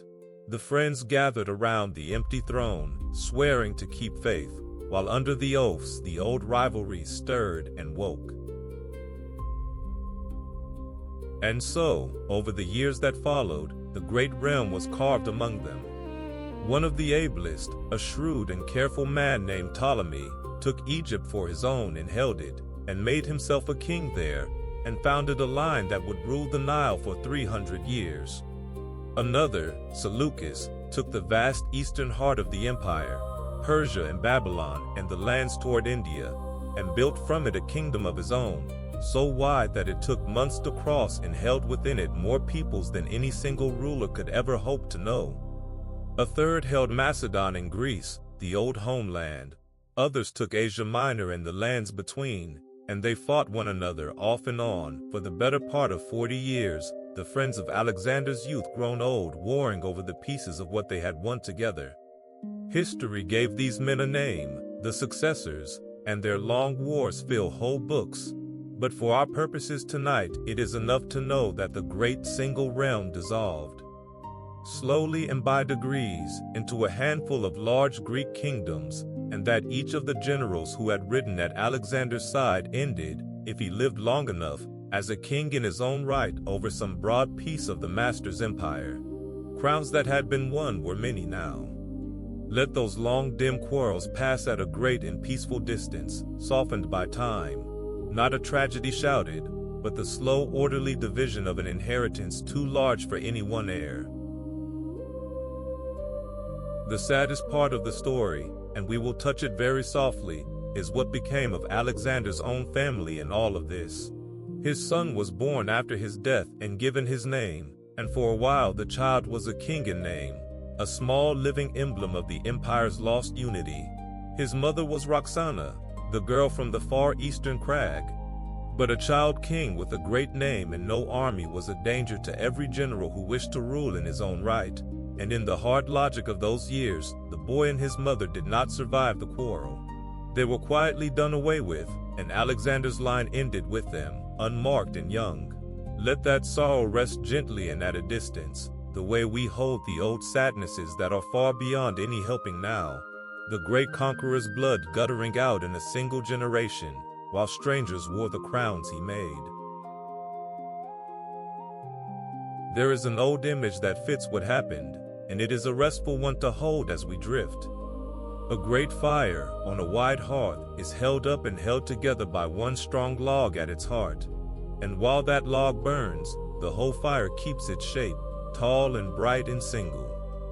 But when the log at the center burns through at last, the fire does not roar or fight, it simply settles, the outer pieces falling gently apart into their own smaller glows, each burning on a while by itself, lower and quieter, until the whole thing sinks toward embers. Alexander's empire came apart in just that way, not with a crash, but with a settling, the great single blaze breaking into a handful of lesser kingdoms, each carrying a little of the original fire, each burning lower than the whole had burned. Let that image lie easy in your mind. The log burned through, the fire come quietly apart, the warmth still there but scattered now, and sinking. And yet, and this is the gentle turn that keeps this chapter from being merely sad, the breaking apart was not the end of what he had made, only its scattering. Those successor kingdoms, for all their quarreling, were themselves Greek kingdoms, ruled in the Greek manner, speaking the Greek tongue, planted across lands that had never known any of it before. The one empire became many, but every one of the many carried Alexander's world outward with it. Greek cities in Egypt, Greek kings in Babylon, Greek learning and Greek art and Greek speech spreading and mingling from the Nile to the borders of India for centuries after the man himself was dust. Let that soften the settling for you. The fire came apart, yes, but its embers were carried to 100 new hearths, and lit them, and warmed the world in ways the single blaze never could have. Sometimes a thing does more good scattered than it ever did whole.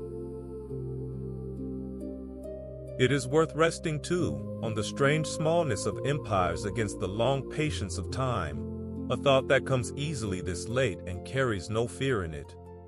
The greatest realm the ancient world had ever seen, the work of the most gifted conqueror who ever lived, held its full shape for only a handful of years, less than a single human life, before it began to come apart. All that marching, all those battles, all that reaching to the ends of the earth, and the thing itself, the empire, was among the most short-lived of all the works of that age. There is a deep quiet in that, and not a bitter one, that the grandest things we build are often the most fleeting, and that what truly lasts is seldom the empire but the gentler things it leaves behind, a city, a language, a story. Let that wisdom settle over you soft as a blanket. The crown passes, the map is torn, and something quieter than either endures. For that is the true shape of this whole late movement of the night, and you can feel the story leaning toward its rest as we say it. The loud things, the conquests, the empire, the crowns fought over by the generals, all of them were passing even as they happened, sand running through the fingers of ambitious men. And underneath the loud things, almost unnoticed, the quiet and lasting things were being laid down. The cities founded on the march, the roads opened between worlds that had never touched, The learning carried east, and the goods and gods and words carried west. When we count up, in the last chapters, what really remained of Alexander, it will not be the empire, which was gone in a generation. It will be these softer, longer things. Let that gentle sorting rest in your mind as you sink, the empire settling into embers, and something better than an empire beginning, quietly, to glow. So let the great torn map and the warring generals and the lost young king all soften now and sink away into the warm dark. The empire has come apart, gently, the way a fire comes apart when the log at its heart burns through, and the pieces glow on in their scattered hearths, lower and quieter, carrying the old warmth outward across the world. What that carried warmth became, the cities and the lighthouse and the great library by the sea, is the last bright thing we will look at before we let the whole story go, and we will come to it softly, in no hurry at all.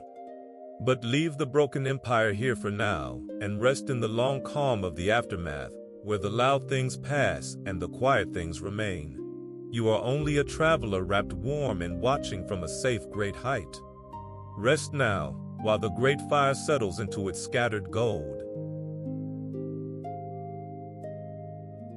Now, near the very end of the long night, we come to the gentlest reckoning of all, the counting up of what was left when the armies were dust and the empire was scattered, and the generals themselves were long in their graves. And the answer turns out to be luminous and quiet, and better by far than any conquest. For the truest thing Alexander left behind was not a border or a throne, but a scattering of cities, and one city above all, standing on the Egyptian shore with a great light burning over its harbor. We have followed the loud half of his story, the crossing, the battles, the burning, the endless march. Now let the story turn fully toward its soft and lasting half, and rest there. Let that bright calm harbor gather in your mind, its dark water and its warm gold light, as we let the wars fall away for good, and look instead at what the wars, without meaning to, made room for. All across his conquest, as we saw, Alexander had founded cities, dozens of them, most bearing his own name, scattered like seeds from Egypt to the far mountains. Many were rough little frontier posts that faded, but some took deep root and grew into real and lasting cities, and one of them became one of the greatest cities of the whole ancient world. It stood on the coast of Egypt, at the western edge of the Nile's mouths, on ground he had chosen himself early in his career, before Persia, before India, when he was still young and the whole adventure lay ahead, a fine harbor between the sea and a sheltering lake, with room to grow. He is said to have marked out its walls with his own hand, and it was given his name, Alexandria. Let that founding rest gently in the dark, a young conqueror pacing out a city on an empty shore, laying the first quiet stone of the thing that would outlast everything else he did.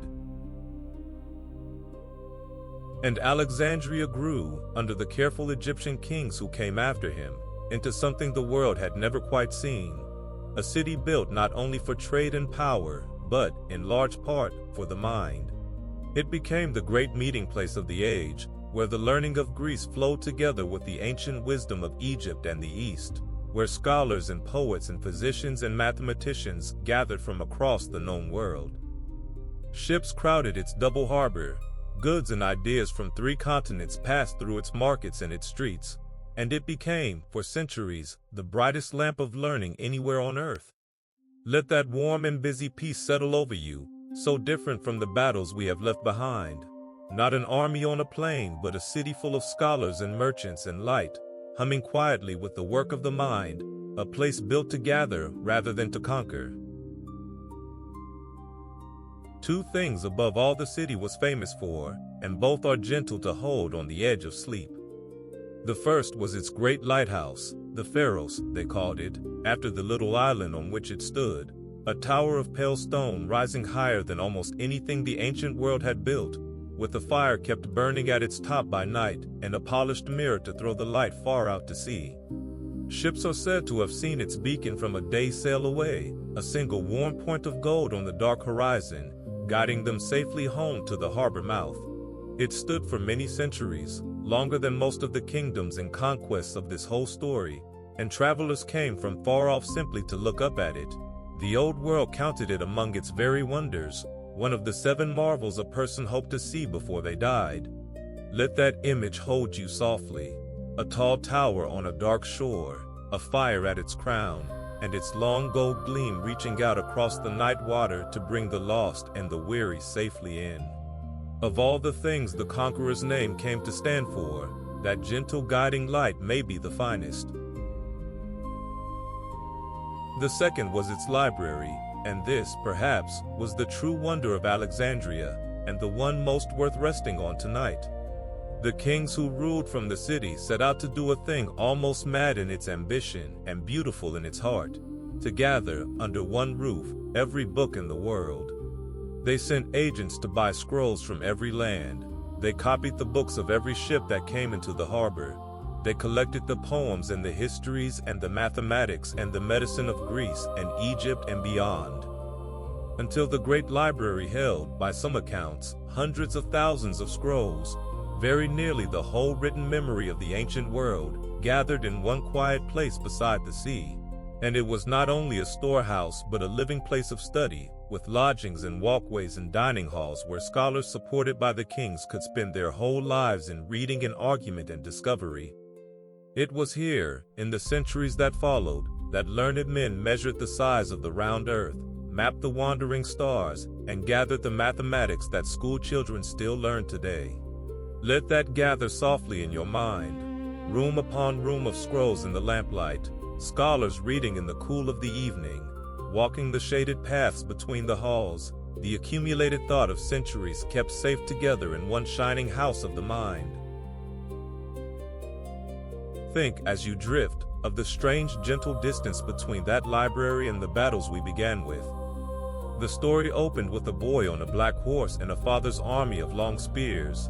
It climbed through crossings and sieges and the burning of a palace, and it comes to rest at the end, in a quiet reading room by the sea, where men bent over scrolls by lamplight and tried to hold the whole knowledge of the world in one place. The sword that Alexander carried rusted away within a lifetime. The empire he built was gone in a generation. But the lamp he lit, almost by accident, in that harbor city, the gathering of learning, the meeting of the world's minds, burned on for centuries after every soldier of his was dust. Let that quiet victory warm you, not the conqueror's sword, but the scholar's lamp, not the empire, but the library, as the thing that truly carried his name down the ages. And it was not only in that one city that the change he had loosed went on working. All along the roads his armies had opened, in the mingled kingdoms his generals had made, a new and blended world took shape in the centuries after him. A world where a Greek poem might be read in Babylon, where Greek and Egyptian gods were worshipped side by side, where the art and the science and the speech of the little rocky homeland spread and mixed with the older wisdom of the East into something richer than either had been alone. Historians came to give that long bright age its own name, and to see it as one of the great flowerings of the ancient mind, the centuries when the small world of the Greek city spilled outward and became, for a time, the shared culture of half the earth, from the shores of the western sea to the far river valleys of the east. Let that broad, slow blossoming rest over you like warmth spreading through a room. The harsh work of conquest, almost against its own nature, having opened the doors between worlds, and let the light and learning of many peoples flow together for the enriching of all. There is a deep and restful irony in it, and the drowsy mind takes it easily. The man himself could never rest, never stop, never be content. He burned his short life to ash, reaching for horizons that always receded before him, and the empire he tore across the world to build fell apart the moment he was gone. And yet the things he left almost carelessly behind, a city here, a road there, a scattering of Greek towns, a habit of learning carried east, these unhurried things outlasted all his hurrying by 2,000 years. It is as though the meaning of the whole vast striving lay not in what he grasped at, but in what fell from his hands along the way. Let that gentle paradox settle you toward sleep. that the restless man's truest gift to the world was rest of a kind, libraries, harbors, a guiding light, quiet places that gather and keep and endure long after all the reaching is done. So this is what remained when everything loud had faded, not the empire, which was scattered, not the crown, which was fought over and lost, not the man who died young in a borrowed bed. What remained was a harbor with a great gold light over it, and a house full of scrolls beside the sea, and 100 cities carrying Greek words into lands that had never heard them, and a long bright age of the mingling of the world's learning. The sword rusted, the lamp burned on. Let that be the shape of the story you carry down into sleep, the reckoning that comes out, in the end, on the side of the gentle and lasting things. Let the harbor light hold steady on its dark tower, throwing its long gold gleam across the water, bringing every weary traveler safely in. So let the great lighthouse and the crowded harbor and the quiet rooms of scrolls all soften now and settle into the warm dark, keeping only their glow. The wars are all behind us, the empire is scattered and at peace, and what is left of the whole enormous story is a single steady light on a far shore and the long calm work of the mind by lamplight. One chapter only remains, the very last and gentlest, in which we let the whole tale go and follow the Ember down into rest. But leave that for the final quiet minutes, and stay here a while longer in the lamplight of the great city, where the sword was long forgotten and the lamp still burned. You are only a traveler wrapped warm and watching from a safe great height. Rest now, in the gold light of the harbor, with the whole world's learning kept safe beside the sea. The story is almost told now, and what is left, here at the very end of the night, is what is always left at the end of every long telling. One dim ember on a fallen column of pale stone, a thin thread of smoke rising straight in the still air, and above it, framed in the dark, a sky thick with stars and one low crescent moon resting its curve on the black line of far-off ruins. This is the hour the whole episode has been traveling toward, not really a chapter at all, but a slow exhale, the last handful of warmth banked against the dark before sleep. Nothing more will be asked of you now. There is nothing left to follow, nothing to remember, nothing to hold. Only a little drifting remains, a few last soft thoughts of what became of the conqueror's name after his own fire went out, and then the rest that all of this was for. Let your breathing go fully slow now, down to the rhythm of that one thin thread of smoke, rising, wavering, rising. The empire went, as we have seen, within a generation. The great library in later centuries was lost. The lighthouse fell at last in the slow earthquakes of the ages. The very tomb where they laid him, a marvel that emperors once traveled far to see, was somewhere along the long road of time quietly lost, so that no one today can say for certain where the conqueror of the world lies buried. Almost everything he touched with his hands has crumbled or vanished.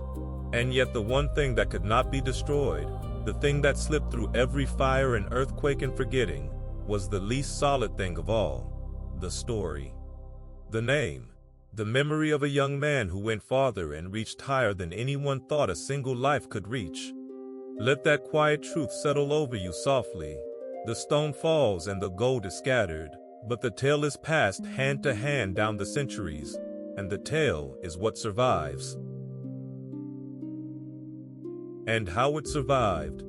For 2,000 years and more, in language after language, the boy from the mountain kingdom has been told and retold, until he became less a man than a kind of measure, the yardstick every later conqueror was held against, the dream every ambitious young heart secretly carried. Kings and generals across the centuries slept with his story as he had slept with his Homer, and asked themselves whether they could ever match him, and mostly could not. His name traveled into tongues he never heard and lands he never reached, carried in poems and paintings and whispered legends, so that farmers and children who could not have found Macedon on any map still knew the name of the young king who conquered the world and died.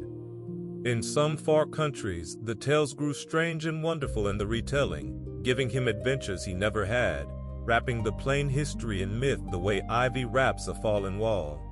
And that too is a kind of survival, perhaps the deepest kind, when a real man passes so far into story that he becomes a creature of legend, told at bedsides in 100 lands. Let that long, wide fame rest gently and without weight in the dark. Not a living man any longer, but a story grown so large it became a common inheritance of the whole human race. He was not, in the tellings, only a hero. That is part of what kept the story alive, that it could be read so many ways and mean so many things to so many different people. To some he was the great heroic figure, the peak of what courage and will and genius might achieve, a light held up for the young to steer by. To others, wiser or sadder, he was a warning, a man who had everything the world could give and still could not stop, who burned his short life to ash chasing horizons that receded forever before him, and left behind, for all his winning, a ruin and an early grave. Both readings are true, and the story holds them both without strain, the way only the very oldest stories can. Let that gentle doubleness settle over you as you drift, a tale large enough to be a dream and a warning at once, and honest enough to be neither one alone. There is one thread in it that this quiet channel loves best, and we will rest on it a while before we let the whole thing go. For all his reaching, the things of Alexander's that truly lasted were the gentle ones. Not the battles, which are only names now in old books, not the empire, which came apart in a handful of years, but the cities that gathered people together, and the roads that opened between worlds, and above all the light, the harbor beacon, the house of scrolls, the long slow mingling of the learning of many peoples that his restless marching, almost by accident, set flowing. The sword he carried is rust and legend. The lamp he lit in that far harbor, the habit of gathering and keeping and sharing what the mind discovers, burns on in every library and every school to this day. Let that be the peace you carry down into sleep, that out of all the fury of that life, what endured was the quiet light. And there is a soft wisdom in his ending that the drowsy mind takes easily, without fear, and even with a kind of comfort. The greatest and most restless man of his age, the one who could never stop, who wore out 3 lifetimes reaching for a stopping place he never found, even he was allowed, in the end, to stop. In a cool room by a slow river, the endless reaching finally came to rest. The fire that crossed half the world lay down at last with all the other fires. If rest came even to him, then it may come, gently and without shame, to any of us, to you tonight, whatever horizons have been pulling at you, whatever you have been carrying and could not put down. The lesson of the whole long tale, told this late, is not go and conquer. It is a quieter thing. It is, you too are allowed to stop. The reaching can wait. The day is done. So let the whole vast story soften now into smoke and starlight, all its hard shining pieces going smooth and dim like coals losing their edges. The black horse and the philosopher's scrolls, the spear thrown into the Asian shore, the cut knot in the burning palace, the high cold passes and the river of the elephants, the desert and the weddings and the fever by the river, let them all sink back down into the warm dark they came from, the deep hearth of old stories, where they will keep perfectly well without you until some other night. The armies are all disbanded and asleep. The kings are all in their graves. The great torn map has been redrawn 100 times since, and will be redrawn 100 more, and none of it is asking anything of you tonight. You may put down every single thing you have been holding, including the story, especially the story. Above the ruins, the stars have wheeled a long way since the evening began, and the crescent moon is low now, resting its curve on the black line of the fallen columns like something leaning back at the end of long work. Empires rose and fell beneath that same slow wheeling. The young king watched these very stars from his farthest camps, arranged in ways that seemed strange to him, and now the strangeness is gone, and they are only the quiet stars again, keeping their watch over a world of sleepers, needing nothing from any of us. Dim ember, thin smoke, low moon, and the wide field of stars above the old stone. The whole cosmos of the night in a few soft images, and you inside it, warm, safe, held at the far peaceful end of a story that reached across the whole world and has come, at last, all the way home to rest. The breath goes out longer now than it comes in. And if one last soft thought deserves to close the tale, let it be the smallest and the gentlest one. Somewhere on the Egyptian shore, through all the centuries after the man was dust and the empire was scattered and the generals were forgotten, the great light went on turning over the dark water.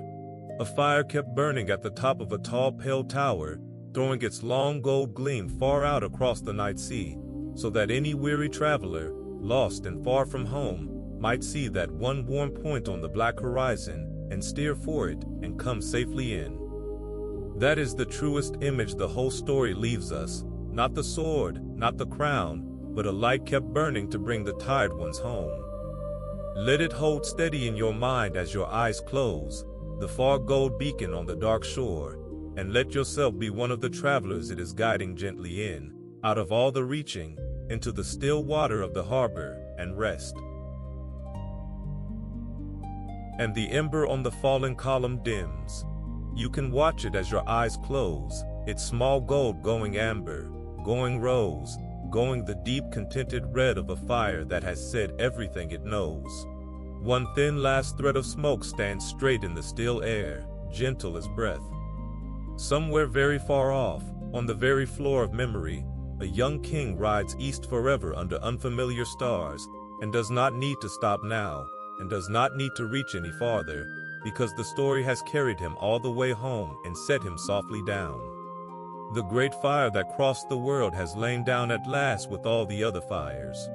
The ruins are quiet. The stars keep their watch, needing nothing. The moon holds its low curve of light over a sleeping world, and over you, warm in the dark, safe, and done with the day. There is no more tale. There is only the warmth it leaves, which is real, and is yours, and goes with you now into the softest part of the dark. And so, the ember dims, but the story remains. And sleep.